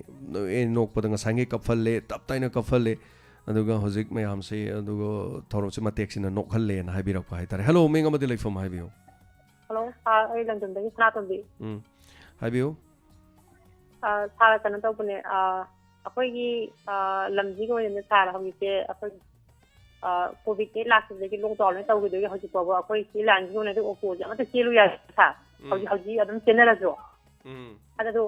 ꯑꯩꯈꯣꯏꯅ ꯑꯩꯈꯣꯏ ꯑꯣꯇꯣ ꯁꯥꯔꯚꯤꯁ ꯇꯧꯔꯤ ꯀꯩꯒꯤꯅꯣꯅ ꯑꯩꯈꯣꯏꯅ ꯍꯥꯏꯔꯨꯔꯒꯁꯨ ꯑꯁ ꯃꯣꯏꯅ ꯄꯩꯁꯥ ꯌꯥꯝ ꯐꯪꯗꯦ ꯃꯔꯤ ꯑꯗꯨꯝ ꯇꯣꯡꯉꯒ ꯑꯣꯇꯣ ꯆꯠꯄ ꯈꯣꯠꯄ ꯅꯨꯡꯉꯥꯏꯇꯦ ꯈꯣꯠꯇꯦ ꯍꯥꯏꯅ ꯃꯣꯏꯅ ꯉꯝꯗꯅ ꯑꯗꯨꯝ ꯂꯩꯌꯦꯕ ꯁꯥꯔ ꯍꯧꯖꯤꯛꯁꯦ ꯑꯗꯣ ꯑꯩꯈꯣꯏ ꯇꯧꯔꯤꯁꯦ ꯃꯁꯤꯡ ꯇꯧꯕꯗ ꯒꯥꯔꯤ ꯃꯆꯥ ꯂꯩꯇꯕ ꯑꯩꯈꯣꯏꯗꯤ ꯌꯥꯝ ꯐꯔꯛ ꯇꯥꯖꯔꯦꯕ ꯁꯥꯔ ꯑꯗꯨꯅ ꯁꯤꯁꯨ ꯑꯩꯈꯣꯏꯒꯤ ꯀꯔꯝꯕ ꯁꯪꯁꯊꯥꯟꯗ ꯋꯥꯈꯠꯂꯒ ꯑꯣꯇꯣꯁꯦ ꯆꯠꯍꯟꯒꯗꯒꯦ ꯍꯥꯏꯕꯁꯤ ꯑꯃꯨꯛꯇ ꯁꯥꯔꯒꯤ ꯁꯥꯏꯠꯇꯒꯤ ꯈꯪꯕꯤꯕ ꯂꯩꯔꯗꯤ ꯑꯃꯨꯛꯇ ꯍꯥꯏꯕꯤꯔꯛꯑꯣꯅ ꯑꯗꯨꯒꯤ ꯋꯥ ꯍꯥꯏꯖꯒꯦꯅ ꯐꯣꯟ ꯇꯧꯖꯔꯛꯄꯅꯦ ꯁꯥꯔ ꯌꯥꯝ ꯅꯨꯡꯉꯥꯏꯖꯩ ꯑꯗꯨꯕꯨ ꯂꯩꯀꯥꯏ ꯂꯝꯗꯨꯒꯤ ꯆꯦꯟꯗ꯭ꯔꯤꯗꯨꯗꯤ ꯀꯔꯤꯒꯤꯅꯣ ꯍꯥꯏꯕꯕꯨꯗꯤ ꯈꯪꯖꯗ꯭ꯔꯦꯀꯣ ꯑꯗꯨꯕꯨ ꯑꯣꯇꯣ ꯆꯦꯟꯗꯕꯗꯨꯅ ꯄ꯭ꯔꯖꯥ ꯃꯤꯌꯥꯝꯗꯗꯤ ꯌꯥꯝ ꯅꯨꯡꯉꯥꯏꯇ꯭ꯔꯦ ꯑꯗꯨꯅ ꯍꯥꯏꯔꯤꯕ ꯂꯝꯗꯝꯁꯤꯗ ꯑꯣꯇꯣ ꯊꯧꯕꯤꯕꯁꯤꯡ ꯑꯣꯇꯣ ꯆꯦꯟꯕꯤꯌꯨ ꯒꯥꯔꯤ ꯂꯩꯖꯗꯕꯅꯤꯅ ꯑꯩꯈꯣꯏꯒꯤ ꯀꯔꯤ ꯍꯥꯏꯇꯥꯔꯦ ꯃꯌꯥꯝꯒꯤ ꯑꯣꯇꯣꯗꯣ ꯑꯣꯏꯅ ꯇꯣꯡꯖꯒꯦ ꯒꯥꯔꯤ ꯂꯩꯖꯗꯦ ꯑꯣꯇꯣ ꯆꯦꯜꯍꯟꯕꯤꯌꯨ ꯆꯦꯜꯂꯨ ꯍꯥꯏꯕꯁꯤꯅꯤ ꯑꯗꯨꯒ ꯑꯇꯩ ꯂꯩꯕꯥꯛ ꯃꯐꯝꯁꯤꯡꯗꯁꯨ ꯑꯌꯥꯝꯕ ꯂꯣꯏꯅꯃꯛ ꯍꯥꯏꯇꯥꯔꯦ ꯍꯧꯖꯤꯛꯇꯤ ꯍꯥꯟꯅꯒꯤ ꯂꯩꯅꯥꯗꯧꯅ ꯍꯦꯟꯒꯠꯄꯁꯨ ꯅꯠꯇ꯭ꯔꯦ ꯃꯌꯥꯝ ꯃꯥꯛꯁ ꯎꯞꯄꯕꯨ ꯑꯃꯠꯇꯁꯨ ꯎꯗ꯭ꯔꯦ ꯅꯥꯈꯤꯗꯕꯗꯧꯅ ꯀꯩꯅꯣ ꯇꯧꯕꯗꯧꯅꯁꯨ ꯂꯣꯏꯅ ꯇꯧꯔꯦ ꯑꯗꯨꯕꯨ ꯚꯦꯛꯁꯤꯟꯁꯨ ꯄꯨꯊꯣꯔꯛꯑꯕꯅꯤ나 ꯑꯗꯨ ꯀꯔꯤꯅꯣ SOP ꯈꯔ ꯉꯛꯑꯒ ꯍꯥꯏꯔꯤꯕꯁꯤꯡꯁꯤ ꯇꯧꯕꯤꯔꯗꯤ ꯌꯥꯝ ꯅꯨꯡꯉꯥꯏꯅꯤ ꯊꯥꯒꯠꯆꯔꯤ ꯊꯧꯔꯝꯁꯤꯗ ꯍꯥꯏꯕꯤꯔꯛꯄ ꯑꯣꯇꯣ ꯆꯦꯟꯗꯕꯒꯤ ꯑꯣꯇꯣ ꯆꯦꯜꯍꯟꯅꯤꯡꯕꯒꯤ ꯍꯥꯏꯇꯥꯔꯦ ꯁꯣ ꯊꯥꯒꯠꯆꯔꯤ ꯌꯥꯝ ꯅꯨꯡꯉꯥꯏꯖꯩ ꯍꯜꯂꯣ ꯃꯤꯡ ꯑꯃꯗꯤ ꯂꯩꯐꯝ ꯍꯥꯏꯕꯤꯌꯨ ꯍꯜꯂꯣ ꯁꯥꯔ ꯇꯣꯛꯄꯁꯤꯡꯗꯒꯤ ꯁꯔꯣꯖꯤꯅꯤꯅꯦ ꯁꯥꯔ ꯇꯣꯛꯄꯆꯤꯡꯗꯒꯤ ꯍꯥꯏꯕꯤꯌꯨ ꯀꯔꯤ ꯍꯥꯏꯕꯤꯅꯤꯡꯉꯤ ꯑꯩꯈꯣꯏ ꯇꯣꯛꯄꯁꯤꯡꯒꯤ ꯏꯊꯥꯏ ꯐꯥꯎꯕꯒꯤ ꯂꯝꯕꯤꯁꯦ ꯁꯦꯝꯃꯦꯅ ꯌꯥꯝꯅ ꯍꯔꯥꯎꯖꯕꯅꯦ ꯁꯥꯔ ꯑꯗꯨꯕꯨ ꯀꯝꯄ꯭ꯌꯨꯇꯔ ꯊꯥꯔꯒ ꯑꯃꯨꯛꯁꯨ ꯂꯦꯞꯄꯤꯈ꯭ꯔꯦ ꯑꯗꯨ ꯑꯩꯈꯣꯏ ꯈꯨꯡꯒꯪꯁꯤꯗ ꯆꯦꯟꯕꯒꯤ ꯂꯝꯕꯤꯗ ꯂꯣꯛꯗꯥꯎꯟꯗꯒꯤ ꯊꯧꯕꯗ ꯑꯩꯈꯣꯏꯒꯤ ꯃꯌꯥꯝꯁꯦ ꯁꯨꯝꯗꯅ ꯂꯣꯏꯔꯦ ꯑꯗꯨꯒ ꯃꯊꯪꯒꯤ ꯗꯤꯖꯜ ꯂꯣꯛꯗꯥꯎꯟꯗꯒꯤꯅ ꯀꯌꯥ ꯁꯨꯝꯕꯗꯣ ꯑꯗꯨꯗꯒꯤ ꯆꯨꯝꯗꯅꯕ ꯁꯣꯔꯣꯛꯁꯤ ꯈꯔ ꯊꯨꯅ ꯂꯣꯏꯁꯤꯜꯂꯣꯅ ꯍꯥꯏꯖꯔꯤ ꯊꯥꯒꯠꯆꯔꯤ ꯍꯥꯏꯕꯤꯔꯛꯄ ꯐꯣꯟ ꯅꯦꯠꯋꯥꯛꯇꯨ ꯈꯤꯇꯪꯗꯤ ꯅꯨꯡꯉꯥꯏꯇ꯭ꯔꯦ ꯑꯗꯨꯕꯨ ꯋꯥꯐꯝ ꯈꯔꯗꯤ ꯑꯗꯨꯝ ꯈꯪꯖꯔꯦ ꯄ꯭ꯔꯖꯥ ꯃꯤꯌꯥꯝꯁꯦ ꯑꯌꯥꯝꯕꯅ ꯂꯝꯕꯤ ꯊꯣꯡꯁꯤꯅꯤ ꯌꯥꯝꯅ ꯃꯌꯥꯝ ꯈ꯭ꯋꯥꯏꯗꯒꯤ ꯂꯥꯛꯏꯕ ꯋꯥꯀꯠꯁꯦ ꯃꯅꯤꯄꯨꯔ ꯁꯅꯥ ꯂꯩꯕꯥꯛꯁꯤꯗ ꯂꯝꯕꯤꯁꯦ ꯑꯃꯨꯛꯇꯪ ꯐꯔꯕꯗꯤ ꯌꯥꯝ ꯅꯨꯡꯉꯥꯏꯒꯗꯕ ꯃꯥꯜꯂꯦ ꯑꯗꯨꯅ ꯊꯥꯒꯠꯆꯔꯤ ꯃꯣꯟꯇꯣ ꯀꯨꯃꯥꯔ ꯉꯔꯥꯡ ꯃꯤꯡ ꯁꯟꯖꯦꯗ ꯁꯟꯇꯣꯁ ꯍꯥꯏꯕꯗꯣ ꯉꯔꯥꯡꯁꯨ ꯑꯩꯅ ꯑꯗꯨꯝ ꯍꯥꯏꯖꯈ꯭ꯔꯦ ꯂꯥꯏꯚꯅꯤꯅ ꯑꯗꯨꯝ ꯁꯣꯏꯕ ꯍꯦꯛꯇ ꯌꯥꯗꯦ ꯁꯟꯇꯣꯁ ꯆꯤꯟꯗ ꯑꯗꯨꯝ ꯄꯛꯇꯅꯀꯣ ꯑꯗꯨꯝ ꯌꯥꯎꯏ ꯊꯥꯖ ꯍꯥꯏꯗꯧꯗ ꯇꯝꯐꯥ ꯍꯥꯏꯒꯦ ꯇꯧꯕ ꯃꯔꯣꯜ ꯑꯃ ꯂꯥꯏꯚꯅꯤꯅ ꯌꯥꯗꯕ ꯍꯥꯏꯇꯥꯔꯦ ꯑꯗꯨꯝ ꯈꯪꯅ ꯑꯗꯨꯝ ꯅꯥꯟꯊꯣꯛꯈ꯭ꯔꯦ ꯏꯍꯦ ꯍꯧꯖꯤꯛꯀꯤꯗꯤ ꯁꯣꯏꯈ꯭ꯔꯦ ꯀꯩꯅꯣ ꯍꯥꯏꯗꯧꯅꯤ ꯍꯥꯏꯗꯤ ꯗꯥꯏꯂꯣഗ് ꯃꯔꯛꯇꯨꯗꯤ ꯌꯥꯗꯕꯅꯤꯅ ꯍꯜꯂꯣ ꯃꯤꯡ ꯑꯃꯗꯤ ꯂꯩꯐꯝ ꯍꯥꯏꯕꯤꯌꯨ ꯇꯥꯃꯣ ꯐꯣꯟ ꯇꯧꯖꯔꯛꯏꯁꯤ ꯊꯥꯡꯒꯗꯒꯤ ꯒꯣꯕꯤꯟ ꯈꯣꯏꯔꯥꯎꯀꯝꯅꯤ ꯇꯥꯃꯣ ꯒꯣꯕꯤꯟ ꯍꯥꯏꯕꯤꯌꯨ ꯇꯥꯃꯣ ꯁ꯭ꯄꯤꯀꯔ ꯇꯌꯥꯔꯁꯤ ꯇꯥꯕꯗꯤ ꯌꯥꯝꯅꯗꯤ ꯅꯨꯡꯉꯥꯏ ꯑꯗꯣ ꯍꯟꯗꯛꯇꯤ ꯅꯅꯥꯎꯁꯤ ꯐꯖꯅꯗꯤ ꯇꯥꯖꯔꯝꯕꯅꯦ ꯑꯗꯣ ꯇꯨꯝꯕꯁꯤꯅ ꯍꯦꯟꯕꯗꯒꯤ ꯑꯗꯨꯝ ꯇꯥꯕꯗꯤ ꯑꯗꯨꯝ ꯑꯌꯥꯝꯕ ꯐꯪꯖꯗ꯭ꯔꯦ ꯑꯗꯨꯒꯤꯁꯨ ꯑꯩ ꯇꯥꯖꯗ꯭ꯔꯒꯁꯨ ꯑꯩꯈꯣꯏ ꯇꯥꯕꯤꯔꯤꯕ ꯂꯤꯁꯅꯔꯁꯤꯡ ꯃꯌꯥꯝ ꯑꯃ ꯇꯥꯕꯤꯔꯒ ꯑꯗꯨꯒ ꯀꯃꯦꯟ ꯐꯖꯕ ꯃꯌꯥꯝ ꯄꯤꯕꯤꯔꯛꯄꯁꯤ ꯌꯥꯝ ꯅꯨꯡꯉꯥꯏꯖꯩ ꯑꯗꯨꯒ ꯉꯔꯥꯡꯁꯦ ꯇꯥꯃꯣ ꯑꯩ ꯈꯪꯍꯧꯗꯅ ꯀ꯭ꯔꯥꯏꯝ ꯑꯞꯗꯦꯠꯁꯦ ꯑꯩꯈꯣꯏꯒꯤ ꯉꯔꯥꯡ ꯔꯦꯗꯤꯑꯣꯗ ꯇꯥꯕ ꯐꯪꯖꯩꯑꯕ ꯁꯤ ꯑꯗꯣ ꯑꯁꯤ ꯁꯟꯗꯣꯛꯄ ꯔꯦꯗꯤꯑꯣꯗ ꯊꯥꯕꯁꯤ ꯀꯌꯥꯝ ꯀꯨꯏꯕꯤꯔꯒꯦ ꯍꯧꯕꯁꯦ ꯅꯅꯥꯎꯗꯤ ꯉꯔꯥꯡ ꯈꯛꯇ ꯇꯥꯕ ꯐꯪꯖꯕꯅꯦ ꯑꯗꯣ ꯁꯤ ꯈꯛꯇ ꯁꯤꯌꯥꯔ ꯇꯧꯕꯤꯔꯝꯕ ꯑꯗꯨꯒ ꯃꯇꯨꯡ ꯇꯥꯔꯛꯄꯗ ꯇꯥꯃꯣꯅ ꯇꯧꯒꯦ ꯈꯟꯕ ꯊꯕꯛ ꯈꯨꯗꯤꯡꯃꯛꯇ ꯑꯗꯨꯝ ꯃꯥꯏ ꯄꯥꯛꯄ ꯑꯣꯏꯕꯤꯌꯨ ꯑꯗꯨꯒ ꯃꯇꯝ ꯁꯥꯡꯅ ꯃꯤꯌꯥꯝꯒꯤ ꯊꯧꯒꯜ ꯇꯧꯕ ꯉꯝꯕ ꯑꯣꯏꯕꯤꯈꯣ ꯍꯥꯏꯕꯁꯤꯃ ꯍꯥꯏꯖꯒꯦ ꯇꯥꯃꯣ ꯊꯦꯡꯛꯌꯨ ꯇꯥꯃꯣ ꯊꯥꯒꯠꯆꯔꯤ ꯍꯥꯏꯕꯤꯔꯤꯕꯁꯤꯒꯤꯗꯃꯛ ꯑꯩꯅ ꯄꯥꯎꯈꯨꯝꯖꯗꯣꯏꯁꯤꯁꯨ ꯐꯣꯟꯁꯨ ꯃꯨꯊꯠꯄꯤꯈ꯭ꯔꯦ ꯑꯗꯨꯝ ꯊꯥꯖꯕꯅꯤꯅ ꯑꯗꯨꯃꯥꯏꯅ ꯍꯥꯏꯖꯔꯒꯦ ꯑꯗꯨꯒ ꯊꯥꯒꯠꯆꯔꯤ ꯍꯜꯂꯣ ꯃꯤꯡ ꯑꯃꯗꯤ ꯂꯩꯐꯝ ꯍꯥꯏꯕꯤꯌू ꯒꯨꯗ ꯃꯣꯔꯅꯤꯡ ꯁꯥꯔ ꯁꯅꯥꯃꯆꯥ ꯃꯣꯏꯔꯥꯡꯊꯥꯔꯤ ꯁꯥꯔ ꯉꯔꯥꯡꯒꯤ ꯑꯩꯈꯣꯏ ꯇꯌꯥꯏ ꯏꯄꯤꯁꯣꯠ 62 ꯁꯨꯕꯗꯣ ꯑꯗꯨꯛꯀꯤ ꯃꯇꯤꯛ ꯇꯥꯕꯗ ꯄꯨꯛꯅꯤꯡ ꯂꯧꯁꯤꯡ ꯑꯣꯏꯖꯩ ꯑꯩꯈꯣꯏꯒꯤ ꯁꯥꯟꯇꯦꯁ ꯑꯃꯁꯨꯡ ꯒꯤꯇꯥ ꯃꯈꯣꯏ ꯑꯅꯤꯒꯤ ꯋꯥꯔꯤꯗꯣ ꯌꯥꯝꯅ ꯅꯨꯡꯁꯤꯕ ꯑꯃꯒꯤ ꯑꯣꯏꯅ ꯊꯣꯛꯆꯩ ꯊꯣꯛꯆꯕꯗꯤ ꯄꯤꯂꯤꯌꯥ ꯈꯛꯇ ꯅꯠꯇ꯭ꯔꯒꯁꯨ ꯍꯧꯖꯤꯛꯇꯤ ꯈꯨꯟꯅꯥꯏ ꯑꯁꯤꯗ ꯇꯧꯔꯤꯁꯦ ꯂꯥꯏꯔꯕ ꯑꯃꯒ ꯏꯅꯥꯛ ꯈꯨꯟꯕ ꯑꯃꯒ ꯆꯥꯡꯗꯝꯅꯕ ꯃꯇꯝꯗ ꯑꯗꯨꯛꯀꯤ ꯃꯇꯤꯛ ꯈꯦꯠꯅꯕ ꯂꯩ ꯍꯥꯏꯕꯗꯣ ꯉꯔꯥꯡꯒꯤ ꯇꯌꯥꯏꯗꯨꯒꯤ ꯍꯥꯏꯐꯦꯠ ꯇꯥꯖꯔꯨꯕꯗ ꯑꯩꯈꯣꯏꯒꯤ ꯃꯃꯥ ꯑꯣꯏꯕꯤ ꯑꯩꯈꯣꯏꯗ ꯑꯗꯨꯝꯒꯤ ꯃꯇꯤꯛ ꯄꯨꯛꯅꯤꯡꯁꯤꯗ ꯅꯨꯡꯉꯥꯏꯖꯕ ꯑꯃꯗꯤ ꯀꯞꯆꯕꯁꯨ ꯌꯥꯝ ꯄꯣꯛꯈ꯭ꯔꯦ ꯃꯣꯔꯦ ꯐꯤ ꯑꯃ ꯃꯣꯟ ꯃꯌꯥ ꯊꯝꯖꯕꯅꯦ ꯁꯥꯔꯕ ꯑꯗꯨ ꯄꯨꯔꯥ ꯆꯣꯠꯂꯦ ꯏꯆꯥꯅꯨꯄꯤꯅ ꯃꯅꯨꯡꯗ ꯀꯞꯄꯕꯨ ꯏꯅꯤꯡꯗꯅ ꯏꯃꯥꯅ ꯍꯧꯗꯣꯔꯛꯑꯦ ꯑꯩꯅ ꯀꯩꯗꯧꯔꯒꯦ ꯍꯥꯏ ꯀꯞꯄꯕꯨ ꯍꯥꯏ ꯑꯩꯅ ꯀꯞꯄꯦ ꯇꯌꯥꯏ ꯇꯥꯕꯗꯒꯤꯅ ꯁꯨꯃꯥꯏꯅ ꯇꯧꯖꯩ ꯁꯥꯔ ꯑꯗꯨꯒ ꯐꯥꯎꯟꯗꯦꯁꯟ ꯗꯦꯗꯨꯗ ꯁꯥꯔ ꯑꯩꯈꯣꯏ ꯃꯣꯏꯔꯥꯡ ꯁꯥꯔꯒꯤ ꯏꯃꯥ ꯏꯕꯦꯟꯁꯤꯡ ꯌꯥꯝ ꯑꯍꯜ ꯑꯣꯏꯔꯕ ꯑꯃꯅꯤ ꯂꯥꯛꯆꯔꯝꯃꯦ ꯑꯗꯣ ꯁꯥꯔꯗꯤ ꯑꯩꯈꯣꯏꯒꯤ ꯊꯧꯔꯝꯗꯨꯗ ꯌꯥꯝꯅ ꯆꯤꯟꯖꯕ ꯑꯃ ꯑꯣꯏꯕꯅ ꯑꯩꯈꯣꯏ ꯊꯦꯡꯅꯖꯔꯛꯇ꯭ꯔꯦ ꯑꯗꯨꯒ ꯃꯦꯗꯥꯝ ꯃꯣꯅꯤꯀꯥ ꯑꯗꯒꯤ ꯑꯩꯈꯣꯏꯒꯤ ꯄꯨꯁꯄꯥ ꯍꯣꯏ ꯅꯤꯝꯂꯥ ꯍꯣꯏ ꯃꯌꯥꯝꯕꯨꯗꯤ ꯎꯅꯖꯔꯦ ꯑꯗꯨ ꯍꯥꯏꯔꯤꯕ ꯂꯤꯁꯅꯔ ꯅꯨꯃꯤꯠꯀꯤ ꯇꯥꯡ 4 ꯐꯦꯕ꯭ꯔꯨꯋꯥꯔꯤꯁꯤꯗꯨ ꯑꯩꯈꯣꯏ ꯂꯥꯛꯆꯒꯦꯅ ꯈꯟꯖꯔꯤ ꯑꯗꯨ ꯁꯤꯒꯤ ꯃꯔꯛꯁꯤꯗ ꯑꯩꯈꯣꯏ ꯑꯇꯣꯞꯄ ꯅꯝꯕꯔ ꯑꯃ ꯁꯥꯔ ꯍꯣꯏꯅ ꯇꯧꯕꯤꯔꯛꯀꯅꯤ ꯍꯥꯏꯕꯗ ꯑꯩꯈꯣꯏ ꯑꯦꯗꯃꯤꯁꯟ ꯇꯧꯕꯒꯤ ꯃꯇꯥꯡ ꯑꯣꯏꯗꯣꯏꯔꯥ ꯀꯔꯤꯅꯣ ꯑꯗꯨꯝ ꯈꯪꯖꯅꯤꯡ ꯑꯦꯗꯃꯤꯁꯟ ꯇꯧꯕꯩꯅꯤ ꯑꯦꯗꯃꯤꯁꯟ ꯇꯧꯕꯗꯤ ꯁꯤꯗ ꯂꯥꯛꯑ ꯇꯧꯔꯁꯨ ꯌꯥꯏ ꯑꯗꯒꯤ ꯐꯣꯟꯗ ꯍꯥꯏꯇꯥꯔꯦ ꯇꯧꯕꯤꯕ ꯌꯥꯏ ꯑꯗꯒꯤ ꯐꯣꯟꯗꯒꯤ ꯅꯠꯇ꯭ꯔꯁꯨ ꯀꯨꯞꯅ ꯍꯥꯏꯇꯥꯔꯦꯀꯣ ꯍꯧꯖꯤꯛꯇꯤ ꯂꯥꯛꯇ꯭ꯔꯁꯨ ꯑꯗꯨꯝ ꯑꯩꯈꯣꯏꯒꯤ ꯑꯦꯀꯥꯎꯟ ꯅꯝꯕꯔ ꯑꯃ ꯍꯥꯏꯔꯤꯕꯗꯨꯗꯒꯤ ꯄꯤꯅꯔꯒ ꯑꯗꯨꯝ ꯇꯧꯔꯛꯄ ꯌꯥꯏ ꯁꯣꯏꯗꯅ ꯉꯁꯤ ꯅꯣꯡꯃ ꯅꯤꯅꯤꯁꯤꯗ ꯇꯧꯖꯔꯒꯦ ꯑꯩꯈꯣꯏꯁꯤ ꯑꯩꯈꯣꯏꯒꯤ ꯃꯦꯗꯝ ꯑꯩꯈꯣꯏꯒꯤ ꯄ꯭ꯔꯗꯤꯇꯥ ꯂꯩꯇꯕꯒꯤ ꯍꯥꯏꯇꯥꯔꯦ ꯁꯣꯔꯥꯠ ꯊꯥꯡꯖ ꯅꯨꯃꯤꯠꯁꯤ ꯁꯣꯔꯥꯠꯅꯤ ꯑꯗꯨꯅ ꯃꯔꯝ ꯑꯣꯏꯔꯒ ꯁꯤꯐꯥꯎꯗꯤ ꯑꯩ ꯀꯔꯤꯝꯇ ꯂꯥꯡꯖꯗ꯭ꯔꯤ ꯍꯥꯏꯇꯥꯔꯦ ꯑꯩꯈꯣꯏꯁꯨ ꯏꯇꯩꯃꯁꯤ ꯂꯩꯈꯤꯗꯕꯒꯤ ꯑꯩꯈꯣꯏ ꯄꯨꯛꯅꯤꯡꯗ ꯏꯍꯥꯡ ꯍꯥꯡꯕ ꯌꯥꯝ ꯅꯨꯡꯉꯥꯏꯇꯕ ꯑꯃꯁꯨ ꯂꯩꯔꯤꯕꯅꯤꯅ ꯑꯩꯅ ꯑꯗꯨꯒꯤ ꯊꯧꯔꯝꯗꯣ ꯂꯣꯏꯗ꯭ꯔꯤ ꯐꯥꯎꯗꯤ ꯀꯔꯤꯝꯇ ꯇꯧꯖꯍꯩꯔꯣꯏ ꯍꯥꯏꯗꯅ ꯑꯗꯨꯃꯥꯏꯅ ꯇꯧꯖꯔꯤ ꯑꯗꯨꯒ ꯊꯥꯒꯠꯆꯔꯤ ꯑꯁꯤꯒꯤꯗꯃꯛ ꯁꯣꯏꯗꯅ ꯃꯌꯥꯝꯒꯤꯅꯤ ꯃꯌꯥꯝ ꯄꯨꯝꯅꯃꯛꯀꯤ ꯁꯤꯟꯖꯔꯤꯕꯅꯤ ꯃꯌꯥꯝꯅ ꯂꯥꯛꯄꯤꯗ꯭ꯔꯗꯤ ꯀꯅꯥ ꯂꯥꯛꯀꯅꯤ ꯑꯗꯨꯅ ꯃꯌꯥꯝꯅꯁꯨ ꯍꯧ ꯍꯧ ꯇꯧꯗꯨꯅ ꯇꯧꯕꯤꯌꯨ ꯑꯗꯨꯒ ꯑꯀꯣꯏꯕꯗ ꯑꯩꯒꯤ ꯈꯨꯟ ꯂꯩꯖꯔꯤꯕ ꯍꯥꯏꯇꯥꯔꯦ ꯑꯩꯒꯤ ꯍꯥꯏꯖꯇꯥꯔꯦ ꯂꯩꯕꯤꯔꯤꯕ ꯂꯝꯁꯤꯒꯤ ꯑꯀꯣꯏꯕꯗ ꯂꯩꯔꯤꯕ ꯁꯝꯅ ꯍꯥꯏꯔꯕꯗ ꯂꯥꯡꯉꯊꯦꯜ ꯂꯩꯔꯤꯕ ꯂꯥꯡꯉꯊꯦꯜꯁꯤꯗꯒꯤ ꯑꯌꯥꯝꯕ ꯊꯧꯔꯝꯁꯤ ꯗꯥꯏꯃꯟꯒꯤꯁꯤ ꯑꯗꯨꯝ ꯏꯌꯥꯎ ꯌꯥꯎꯗꯦ ꯍꯥꯏꯇꯥꯔꯦ ꯁꯣ ꯌꯥꯝ ꯅꯨꯡꯉꯥꯏꯖꯕꯗ ꯉꯔꯥꯡ ꯄꯄꯥꯟꯁꯨ ꯏꯌꯥꯎ ꯌꯥꯎꯗꯦꯅ ꯃꯌꯥꯝꯅ ꯍꯥꯏꯔꯝꯕꯗꯒꯤ ꯄꯄꯥꯜꯒꯤ ꯈꯨꯟꯄꯥꯛ ꯑꯃ ꯍꯦꯛꯇ ꯉꯔꯥꯡ ꯂꯥꯛꯄꯤꯗꯅ ꯆꯦꯡ ꯍꯥꯏꯇꯥꯔꯦ ꯆꯦꯡ ꯕꯦꯛ ꯑꯃꯁꯨ ꯄꯤꯕꯤꯔꯝꯃꯤ ꯀꯔꯤꯝꯇ ꯄꯨꯕꯤꯔꯛꯇ꯭ꯔꯁꯨ ꯌꯥꯏ ꯀꯔꯤꯝ ꯂꯩꯇ꯭ꯔꯁꯨ ꯌꯥꯏ ꯃꯌꯥꯝ ꯒ꯭ꯔꯨꯞꯀꯤ ꯑꯣꯏꯅ ꯂꯥꯛꯄꯗꯣ ꯈꯨꯟꯒꯤ ꯍꯥꯏꯇꯥꯔꯦ ꯃꯌꯥꯝꯅ ꯗꯥꯏꯃꯟꯒꯤ ꯑꯀꯣꯏꯕꯗ ꯂꯩꯔꯤꯕ ꯃꯌꯥꯝꯗꯣ ꯅꯣꯡꯃꯇ ꯂꯥꯛꯑꯦ ꯍꯥꯏꯕ ꯇꯥꯗꯦ ꯑꯗꯒꯤ ꯀꯩꯅꯣ ꯇꯧꯕ ꯇꯥꯗꯦꯅ ꯃꯌꯥꯝꯅ ꯍꯥꯏꯕꯗꯨꯗ ꯑꯍꯥꯟꯕ ꯑꯃꯨꯛ ꯍꯥꯏꯕꯗ ꯑꯩ ꯈꯣꯡꯖꯣꯝ ꯂꯥꯏꯕꯨꯡꯒꯤ ꯂꯩꯔꯤꯕ ꯏꯃꯥ ꯏꯕꯦꯟ ꯃꯌꯥꯝ ꯍꯥꯏꯇꯥꯔꯦ ꯑꯩꯒꯤ ꯏꯅꯦ ꯑꯃꯁꯨ ꯂꯩ ꯑꯗꯨ ꯃꯌꯥꯝꯁꯤ ꯂꯥꯛꯏ ꯑꯗꯨꯅ ꯑꯃꯨꯛ ꯁꯥꯄꯝꯗꯒꯤ ꯈꯣꯡꯅꯥꯡ ꯆꯝꯐꯥꯕꯤꯒꯤ ꯃꯧ ꯂꯩꯔꯤꯕ ꯃꯌꯥꯝ ꯃꯈꯣꯏꯒꯤ ꯇꯤꯝ ꯑꯃꯃꯨꯛ ꯂꯥꯛꯏ ꯁꯥꯄꯝ ꯂꯥꯏꯕꯨꯡꯗꯒꯤ ꯇꯤꯝ ꯑꯃꯃꯨꯛ ꯂꯥꯛꯄꯤ ꯑꯗꯨꯒ ꯍꯧꯖꯤꯛꯁꯦ ꯑꯃꯨꯛ ꯄꯄꯥꯜꯗꯒꯤ ꯍꯥꯏꯇꯥꯔꯦ ꯄꯄꯥꯜꯗꯒꯤ ꯉꯔꯥꯡ ꯃꯌꯥꯝ ꯂꯥꯛꯏ ꯃꯔꯛꯇꯨꯗ ꯑꯩꯒꯤ ꯏꯃꯥꯒꯤ ꯃꯆꯦ ꯑꯃ ꯌꯥꯎꯏ ꯑꯗꯨꯅ ꯀꯞꯄꯗ ꯒ꯭ꯌꯥꯟ ꯇꯥꯗ꯭ꯔꯦ ꯏꯃꯥꯒꯤ ꯃꯆꯦ ꯑꯗꯨꯅ ꯏꯃꯥ ꯂꯩꯇ꯭ꯔꯕꯅꯤ ꯅꯨꯡꯁꯤꯖꯗꯅꯀꯣ ꯇꯧꯏ ꯉꯔꯥꯡꯁꯦ ꯃꯐꯝꯁꯦ ꯂꯥꯛꯄꯤꯗꯅ ꯃꯌꯥꯝ ꯄꯄꯥꯟꯗꯒꯤ ꯂꯥꯛꯄꯤ ꯁꯣ ꯌꯥꯝ ꯅꯨꯡꯉꯥꯏꯖꯩ ꯃꯌꯥꯝ ꯀꯔꯤꯝ ꯄꯨꯔꯛꯇ꯭ꯔꯁꯨ ꯌꯥꯏ ꯑꯗꯨꯝ ꯂꯥꯛꯄꯤꯕꯗ ꯈꯨꯟ ꯈꯨꯟꯒꯤ ꯑꯗ ꯏꯅꯛ ꯅꯛꯄꯗ ꯑꯩꯈꯣꯏ ꯐꯨꯟꯗ꯭ꯔꯩ ꯍꯥꯏꯕ ꯂꯝꯁꯤꯗꯒꯤ ꯅꯍꯥ ꯍꯥꯏꯇꯥꯔꯦ ꯅꯍꯥ ꯑꯩꯈꯣꯏꯒꯤ ꯅꯨꯡꯁꯤꯖꯔꯕ ꯅꯍꯥ ꯑꯃꯈꯛꯅ ꯐꯨꯟꯗ꯭ꯔꯩꯗꯒꯤ ꯒꯥꯔꯤ ꯊꯣꯛꯂꯛꯄꯗ ꯒꯥꯔꯤ ꯊꯥꯛꯅ ꯈꯥꯝꯃꯤ ꯊꯣꯡꯒꯥꯟꯗ ꯑꯩ ꯂꯩꯉꯩꯗ ꯑꯁ ꯏꯌꯥꯝꯕ ꯑꯩꯈꯣꯏ ꯏꯅꯛ ꯅꯛꯅ ꯑꯩꯈꯣꯏ ꯂꯩꯖꯩ ꯑꯩꯈꯣꯏ ꯐꯨꯟꯗ꯭ꯔꯩꯗꯤ ꯃꯤ ꯑꯃꯇ ꯌꯥꯎꯗꯦ ꯏꯌꯥꯝꯕ ꯑꯗ ꯑꯩ ꯈꯤꯇ ꯄꯩꯁꯥ ꯈꯤꯇ ꯄꯥꯡꯖꯔꯒꯦ ꯄꯩꯁꯥ ꯄꯥꯡꯗꯁꯨ ꯌꯥꯏ ꯄꯩꯁా ꯄꯥꯡꯗꯁꯨ ꯌꯥꯏ ꯇꯧꯏ ꯁꯨꯃꯥꯏꯅ ꯈꯨꯟ ꯑꯅꯛ ꯑꯅꯛꯄꯗ ꯂꯩꯕꯁꯤꯡ ꯌꯥꯎꯁꯟꯕꯤꯌꯨ ꯃꯌꯥꯝ ꯄꯨꯝꯅꯃꯛ ꯑꯗꯨꯒ ꯍꯟꯗꯛꯀꯤ ꯃꯇꯥꯡꯁꯤꯗꯗꯤ ꯃꯤ ꯃꯣꯏ ꯑꯥꯗꯒꯤ ꯂꯥꯛꯑꯒ ꯑꯗꯒꯤ ꯑꯔꯥꯞꯄꯗꯒꯤ ꯂꯥꯛꯑꯒ ꯇꯧꯒꯗꯕ ꯄ꯭ꯔꯣꯒ꯭ꯔꯥꯝ ꯑꯣꯏꯔ ꯃꯥꯜꯂꯦꯅ ꯈꯟꯕꯤꯒꯅꯨ ꯑꯗꯨꯅ ꯑꯅꯛꯄꯗ ꯂꯩꯕꯤꯔꯤꯕꯁꯤꯡꯁꯤꯁꯨ ꯌꯥꯎꯕꯤꯌꯨꯅ ꯑꯗꯨꯃꯥꯏꯅ ꯑꯩ ꯍꯥꯏꯖꯒꯦ ꯑꯗꯨꯒ ꯍꯜꯂꯣ ꯃꯤꯡ ꯑꯃꯗꯤ ꯂꯩꯐꯝ ꯍꯥꯏꯕꯤꯌꯨ ꯍꯜꯂꯣ ꯍꯜꯂꯣ ꯍꯜꯂꯣ ꯁꯥꯔ ꯍꯥꯏꯕꯤꯌꯨ ꯃꯤꯡ ꯑꯃꯗꯤ ꯂꯩꯐꯝ ꯍꯥꯏꯕꯤꯌꯨ ꯏꯍꯥꯟ ꯍꯥꯟꯅ ꯃꯤꯡꯒ ꯂꯩꯐꯝ ꯈꯪꯖꯒꯦ ꯌꯥꯏꯄꯣꯛꯇꯒꯤ ꯁꯨꯅꯤꯕ꯭ꯂꯥꯅꯦ ꯇꯔꯥꯝ ꯅꯣꯛꯆꯔꯤ ꯍꯥꯏꯕꯤꯌꯨ ꯀꯔꯤ ꯍꯥꯏꯕꯤꯅꯤꯡꯉꯤ ꯉꯁꯤꯒꯤ ꯈꯕꯔꯗ ꯏꯗꯨꯀꯦꯁꯟ ꯑꯦꯁꯀꯤ ꯅꯟꯗꯀꯨꯃꯥꯔꯅ ꯍꯟꯗꯛꯀꯤ ꯑꯦꯀꯥꯗꯃꯤꯛ ꯁꯦꯁꯟꯁꯤꯒꯤ ꯑꯦꯗꯃꯤꯁꯟ ꯄ꯭ꯔꯣꯁꯦꯁ ꯇꯧꯕ ꯌꯥꯔꯣꯏꯅ ꯍꯥꯏꯈꯤꯕ ꯁꯤ ꯑꯗꯨꯝ ꯊꯤꯡꯗꯣꯔꯤꯕ꯭ꯔꯥ ꯀꯃꯥꯏꯅ ꯇꯧ ꯑꯗꯨꯅꯤ ꯑꯃꯔꯣꯝꯗ ꯑꯃꯅ ꯑꯃꯃꯨꯛ ꯍꯥꯏꯕ ꯑꯃꯅ ꯍꯥꯏꯕꯗꯨ ꯀꯔꯤ ꯍꯥꯏꯕꯗꯨ ꯌꯦꯡꯃꯤꯟꯅ ꯇꯥꯔꯦ ꯃꯔꯝꯗꯤ ꯑꯦꯛꯖꯦꯛꯂꯤ ꯑꯩꯈꯣꯏꯗꯁꯨ ꯃꯗꯨꯒꯤ ꯔꯤꯄꯣꯔꯠ ꯂꯩꯇꯦ ꯑꯗꯨꯕꯨ ꯏꯗꯨꯀꯦꯁꯟꯒꯤ ꯀꯩꯅꯣꯗꯒꯤꯗꯤ ꯖꯅꯋꯥꯔꯤꯒꯤ ꯇꯥꯡ 29 ꯍꯧꯕꯅ ꯍꯥꯏꯕꯒꯤ ꯑꯌꯥꯕꯅ ꯂꯩꯕꯅꯤ ꯑꯗꯨꯒ ꯀꯔꯝꯕ ꯑꯗꯨꯃꯥꯏꯅ ꯍꯥꯏꯈ꯭ꯔꯦ ꯑꯗꯣ ꯑꯃꯨꯛ ꯇꯧꯕ ꯌꯥꯔꯣꯏꯅ ꯑꯃꯨꯛ ꯍꯥꯏꯕꯤꯔꯛꯄ ꯑꯗꯨ ꯑꯣꯏꯔꯒꯗꯤ ꯀꯅꯥꯅ ꯍꯥꯏꯕ ꯂꯧꯗꯣꯏꯅꯣ ꯍꯥꯏꯕ ꯋꯥ ꯑꯃ ꯂꯥꯛꯑꯅꯤ ꯑꯗꯨꯒ ꯇꯧꯔꯒꯁꯨ ꯑꯦꯗꯃꯤꯁꯟꯗꯤ ꯇꯧꯗꯕꯗꯤ ꯁꯨꯡꯌꯥ ꯌꯥꯔꯔꯣꯏ ꯀꯥꯗꯕꯗꯨꯅ ꯑꯃ ꯑꯣꯏꯔꯀꯥꯟꯗ ꯁ꯭ꯀꯨꯜꯗ ꯑꯦꯗꯃꯤꯁꯟ ꯇꯧꯗꯕꯗꯤ ꯁꯨꯡꯌꯥ ꯌꯥꯔꯣꯏ ꯑꯩꯒꯤ ꯃꯣꯠꯇꯗꯤ ꯀ꯭ꯂꯥꯁ ꯇꯝꯈꯤꯗꯕ ꯌꯥꯏ ꯀꯥꯈꯤꯗꯕ ꯌꯥꯏ ꯑꯦꯗꯃꯤꯁꯟ ꯇꯧꯗꯕ ꯍꯥꯏꯕꯗꯨꯗꯤ ꯁꯨꯡꯌꯥ ꯌꯥꯔꯣꯏ ꯑꯩꯒꯤ ꯏꯆꯥꯒꯤ ꯁ꯭ꯀꯨꯜ ꯑꯃ ꯂꯩꯇꯕ ꯌꯥꯔꯣꯏ ꯁ꯭ꯀꯨꯜꯗꯨꯗ ꯑꯦꯟꯔꯣꯜ ꯇꯧꯗꯕ ꯌꯥꯔꯣꯏ ꯃꯔꯝꯗꯤ ꯁ꯭ꯀꯨꯜꯗꯨꯗꯒꯤ ꯑꯣꯟꯂꯥꯏꯟ ꯀ꯭ꯂꯥꯁ ꯑꯣꯏꯔꯁꯨ ꯇꯧꯔꯛꯀꯅꯤ ꯑꯗꯒꯤꯗꯤ ꯑꯩꯈꯣꯏ ꯀꯔꯤ ꯍꯥꯏꯇꯥꯔꯦ ꯇꯣꯉꯥꯟ ꯇꯣꯉꯥꯟꯕ ꯑꯦꯛꯁꯇ꯭ꯔꯥ ꯀ꯭ꯂꯥꯁ ꯇꯧꯔꯛꯀꯦ ꯍꯥꯏꯔꯛꯀꯅꯤ ꯑꯗꯒꯤꯗꯤ ꯍꯣꯝ ꯑꯦꯁꯥꯏꯟꯃꯦꯟ ꯇꯧꯒꯦ ꯍꯥꯏꯔꯛꯀꯅꯤ ꯑꯗꯒꯤ ꯑꯣꯖꯥ ꯑꯣꯏꯔꯤꯕꯁꯤꯡ ꯃꯌꯥꯝꯗꯨꯒꯤꯁꯨ ꯈꯔ ꯁ꯭ꯀꯨꯜꯒꯤꯁꯨ ꯃꯦꯅꯦꯖꯃꯦꯟꯒꯤ ꯍꯥꯏꯇꯥꯔꯦ ꯃꯤꯡ ꯆꯟꯗꯕꯗꯤ ꯁꯨꯡꯌꯥ ꯌꯥꯔꯣꯏ ꯃꯣꯏꯅ ꯊꯤꯡꯕ ꯑꯗꯨꯗꯤ ꯀꯥꯕꯗꯨꯗꯤ ꯊꯤꯡꯉꯛꯑꯁꯨꯀꯣ ꯃꯤꯡꯗꯤ ꯆꯟꯗꯕꯗꯤ ꯌꯥꯗ ꯃꯥꯟꯗꯦ ꯑꯗꯨꯅ ꯁꯤꯃꯗꯤ ꯂꯩꯗꯧ ꯃꯥꯜꯂꯦ ꯍꯣꯏ ꯊꯥꯒꯠꯆꯔꯤ ꯃꯁꯤ ꯍꯣꯏ ꯂꯥꯟꯒꯤ ꯃꯅꯨꯡꯅꯤ ꯍꯥꯏꯇꯥꯔꯦ ꯑꯩꯈꯣꯏꯁꯦ ꯂꯥꯟ ꯃꯅꯨꯡꯗ ꯆꯥꯛ ꯏꯟꯁꯥꯡ ꯑꯗꯒꯤ ꯐꯖꯕ ꯑꯔꯨꯕ ꯑꯍꯦꯟꯕ ꯊꯤꯗꯕꯒꯨꯝ ꯍꯥꯏꯇꯥꯔꯦ ꯃꯁꯤꯒꯤ ꯂꯥꯂꯣꯡꯁꯤꯡꯁꯤꯗ ꯂꯥꯟ ꯆꯠꯊꯔꯗꯤ ꯑꯩꯈꯣꯏ ꯂꯥꯟꯗꯨ ꯊꯦꯡꯅ ꯇꯥꯕꯅꯤ ꯑꯗꯨꯅ ꯂꯥꯟꯒꯤ ꯃꯅꯨꯡ ꯑꯃꯅꯦꯅ ꯂꯧꯕ ꯌꯥꯏ ꯑꯍꯨꯝꯁꯨꯕ ꯋꯥꯔꯜ ꯋꯥꯔ ꯊꯥꯒꯠꯆꯔꯤ ꯌꯦꯡꯃꯤꯟꯅꯁꯤ ꯂꯩꯉꯥꯛꯅ ꯄꯤꯔꯛꯄ ꯀꯔꯤ ꯀꯔꯤ ꯄꯤꯔꯦ ꯍꯥꯏꯕꯗꯨ ꯌꯦꯡꯃꯤꯟꯅꯔꯒ ꯑꯩꯈꯣꯏ ꯑꯐꯕ ꯇꯧꯃꯤꯟꯅꯁꯤ ꯊꯥꯒꯠꯆꯔꯤ ꯃꯦꯗꯥꯝ ꯁꯦꯂꯦꯕ꯭रिꯇꯤ ꯍꯣꯏ ꯑꯦꯀꯥꯎꯟꯗ ꯍꯥꯞꯄꯁꯨ ꯍꯥꯞꯇ꯭ꯔꯁꯨ ꯁꯤꯗ ꯂꯥꯛꯑꯒ ꯇꯧꯔꯁꯨ ꯑꯗꯨꯝ ꯌꯥꯕꯅꯤ ꯑꯗꯨꯕꯨ ꯂꯝ ꯂꯥꯞꯄꯒꯗꯤ ꯂꯥꯛꯇ꯭ꯔꯁꯨ ꯍꯥꯏꯇꯥꯔꯦ ꯁꯣ ꯑꯩꯈꯣꯏꯅ ꯅꯝꯕꯔ ꯑꯃ ꯄ꯭ꯔꯣꯚꯥꯏꯗ ꯇꯧꯖꯒꯦ ꯁꯣꯔꯥꯠꯀꯤ ꯃꯇꯨꯡꯗꯒꯤ ꯃꯁꯤꯒꯤ ꯁꯤꯟꯕꯤꯕ ꯑꯩꯒꯤ ꯃꯔꯨꯞ ꯑꯣꯀꯦꯟꯒꯤ ꯅꯝꯕꯔ ꯑꯃꯈꯛ ꯍꯥꯏꯇꯥꯔꯦ ꯑꯗꯨꯒ ꯍꯥꯏꯔꯤꯕꯗꯨꯗ ꯅꯝꯕꯔꯗꯨ ꯂꯧꯕꯤꯔꯒ ꯑꯗꯨꯗꯒꯤ ꯄꯥꯎ ꯑꯗꯨꯝ ꯐꯥꯎꯅꯕꯤꯕ ꯌꯥꯏ ꯑꯩꯒꯤ ꯃꯔꯨꯞꯅꯤ ꯀꯩꯁꯨ ꯃꯉꯣꯟꯗ ꯃꯥ ꯅꯝꯕꯔ ꯄꯤꯕꯗ ꯈꯣꯠꯄꯗ ꯀꯔꯤꯝꯇ ꯀꯩꯅꯣ ꯇꯧꯔꯣꯏ ꯑꯗꯨꯒ ꯃꯥꯒꯤ ꯑꯣꯟꯂꯤ ꯊꯕꯛꯁꯤꯒ ꯃꯔꯤ ꯂꯩꯅꯕ ꯋꯥꯈꯛ ꯍꯥꯏꯔꯛꯀꯅꯤ ꯑꯗꯨꯒ ꯊꯕꯛꯁꯤ ꯈꯛꯇꯪ ꯂꯣꯏꯕ ꯀꯥꯟꯗ ꯃꯥꯒꯤ ꯐꯣꯟꯗ ꯑꯗꯨꯝ ꯆꯠꯈꯤꯔꯣꯏ ꯁꯣ ꯍꯜꯂꯣ ꯃꯤꯡ ꯑꯃꯗꯤ ꯂꯩꯐꯝ ꯍꯥꯏꯕꯤꯌꯨ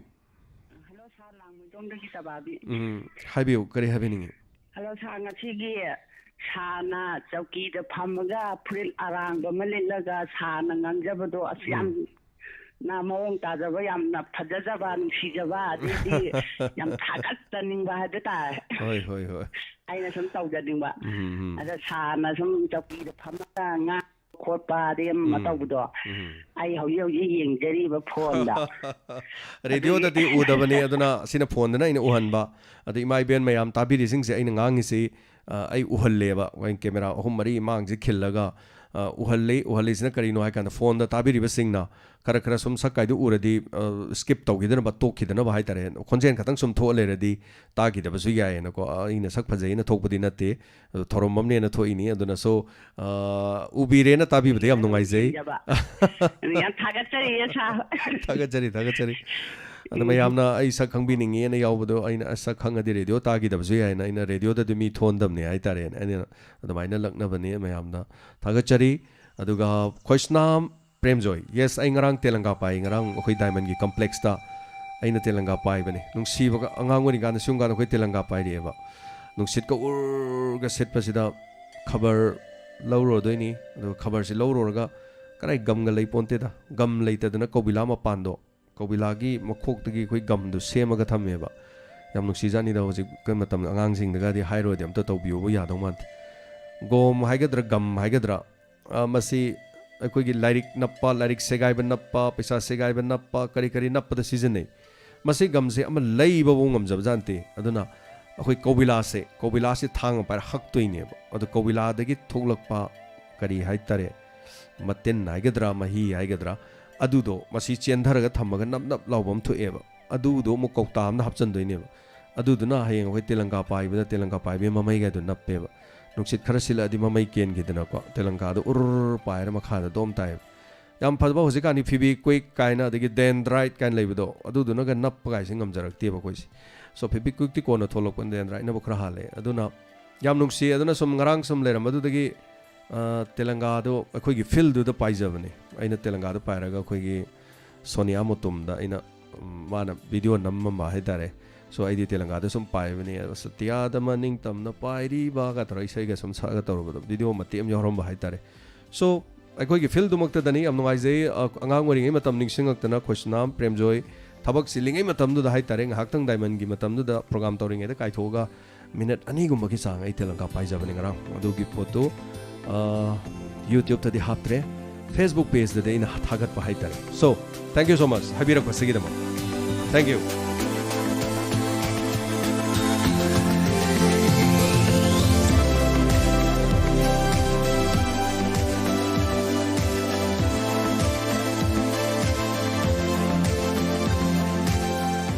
Hello, Minga Madilai from Habiu.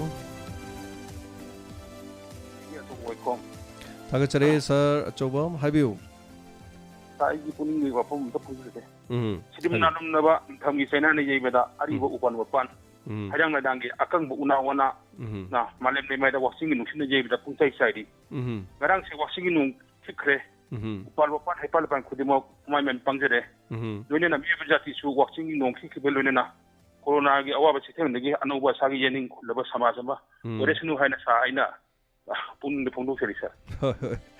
taga sari sara choba waxing inong kitang ta daba yade waxing de hallamana hainei waxing de lekhom thok pamakai nong tabadi yade hainei nong arang khajik chu khibadu da sorok lambi mathak ta leiba leibak kangjallaga leiba sing to loi pop thorok tana maduna lambi de pomnan nan han dana ngarang di gari masa yamna sit khre aduna masigi khudol si kanana pibano haragadi leibak pukhat piraga sorok ki mathak to hondok piram be chinau singna gari masa thauri be singbu khurai da sithal laga thuphan bi khre haitare so masini karam leibak karam sana leibak manipur malay masida leibak hongkalaga kanghalaga nong churku matam de sing tahalaga gari masa thauri be singu dom dom to han bangam ba tha walking tha ngarang la khre gari am tu re ngarang so yam section view lambi da ngarang gari thobu sing ngasi su dum marik marik kari ma tara ga di section view machine in hande ki khona laujaba mayam do ngarang yam tugre athengmada gari thongamdadana ko gari macha gaidi thodre ngarang de koi thoro no ngangja thoro no sitpadu da mayam se dom tubadu da bo adu ngasigi thorom sigi iroi loiba call ko sage hello mengama de life hi view hello number 1 hello Diamond Radio ne hi view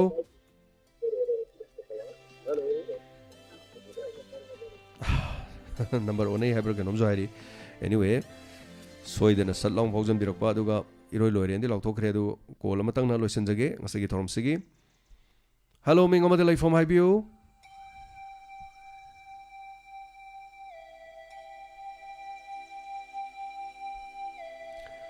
so tangmari February ki tangmari listeners meet sarugabiu hariba thoromasida sarugabiduna adom ki family punna adum lakpiu aduga Diamond Radio da punna sai sing saminaraga koi isai nomai haitare SOP ngakna anta foundation da tawkiba dumaina music taruk taret adum laigani so apik bas mal laigani koi ki thorom pangthokpam aduna koi isai sakna se haiba thorom de isai sakhibi ima sing aduga ikurai ton sing marup mapang sing ichal sing adu mayam leibiriba mayam su hariba thorom adu da soidana saruk yabiu adom gi damakta sinjariba thoramni hello hello mingamade life from hibiu hello mingamade life from hibiu ai lamding kumandu la gai ki tulana kam hibiu kari habini kaino ne oda jab koi ye like ji da electricity hana prepaid masai pan zarama buse department gi kangu la ngong khawa aduga mu husinam kamai tawge daga akhoi na mu prepaid pan ge hai kan dana moi lei ge doi ni ken hai moi lei doi di krai di lei doi no hai moi popular ka dong hai bi sai na bam lei ba hana prepaid palaga postpaid on thore ro kari no habiri se adune yumda hana palam moi loi lokhoga sakhra au sida mo min id masara moina khongut pujine pamjara bjala tekse masara dum hanjaraga marom do madum tek sarkar kaja do bo moi la khongut pujine pam bro khangdi tawri mo thagachari Hitler thorom sorga biro ko segi damak tabak mufam da leiba male Hitler se ko thong bom leiye okay am ngai jai am ai ngan kai do la me ngan program do la me gagan pyari sei sakwa dai da paisa tharami ai urami ai am uzai am ngai jai hojik thabak to biri se Manik Kumar Jewelry da building pole koina RM Jewelry hai RM Jewelry okay haji da jewelry de thabak to bi hai tare so thagachari hanana sida jewelry thabak to bi bai chinau sing thabak suna ta bai ha bai TV di sana sabana di TV yang mudi aro radio ta badi ai aduna khusem live ta aduga YouTube ta harib se thorom se tabi raga hek hobudagi loi fau se thabak tabi raga sana surga leibiba hai tare aduga Diamond gi mafam sida sulak pidana sel gi mateng su pangbi hai tare so Hitler thank you so much anana thagachari sinmi suna na bohonar ga so sujar ga so nomjar ga so hai tare so suriba thabak adudagi kaithok piraga Diamond Radio gi damak tani ana tobiba adugi damak thagachari Hitler thank you so much mai pa koi biu punsida hana ranga sigi damak tani matang asida kol makhatana lokho chabal loijare thagachari hana thoromasida saru gabiri basing aduga comment pibirik libasing thoromasida saru gabiu makhatana live damak sandok sakhigani ngasigi pungning warangil thorom di matang asilo sinjare loinana Diamond Radio da ngarang lakpiduna foundation day ga khoigi lakliba listeners day ga mari leina na mateng pangbiba sing thagachari loinana papal degi lakpiramba imai bel challichi mayam pomnumak pusu hana Diamond Radio gi lake degi thagachari loinana tabiriba sing bu james sagur jamna pungning gi warol thoromase gi damak tadi matang asilo sinjabagi abdul logjari pomnumak pu khurumjari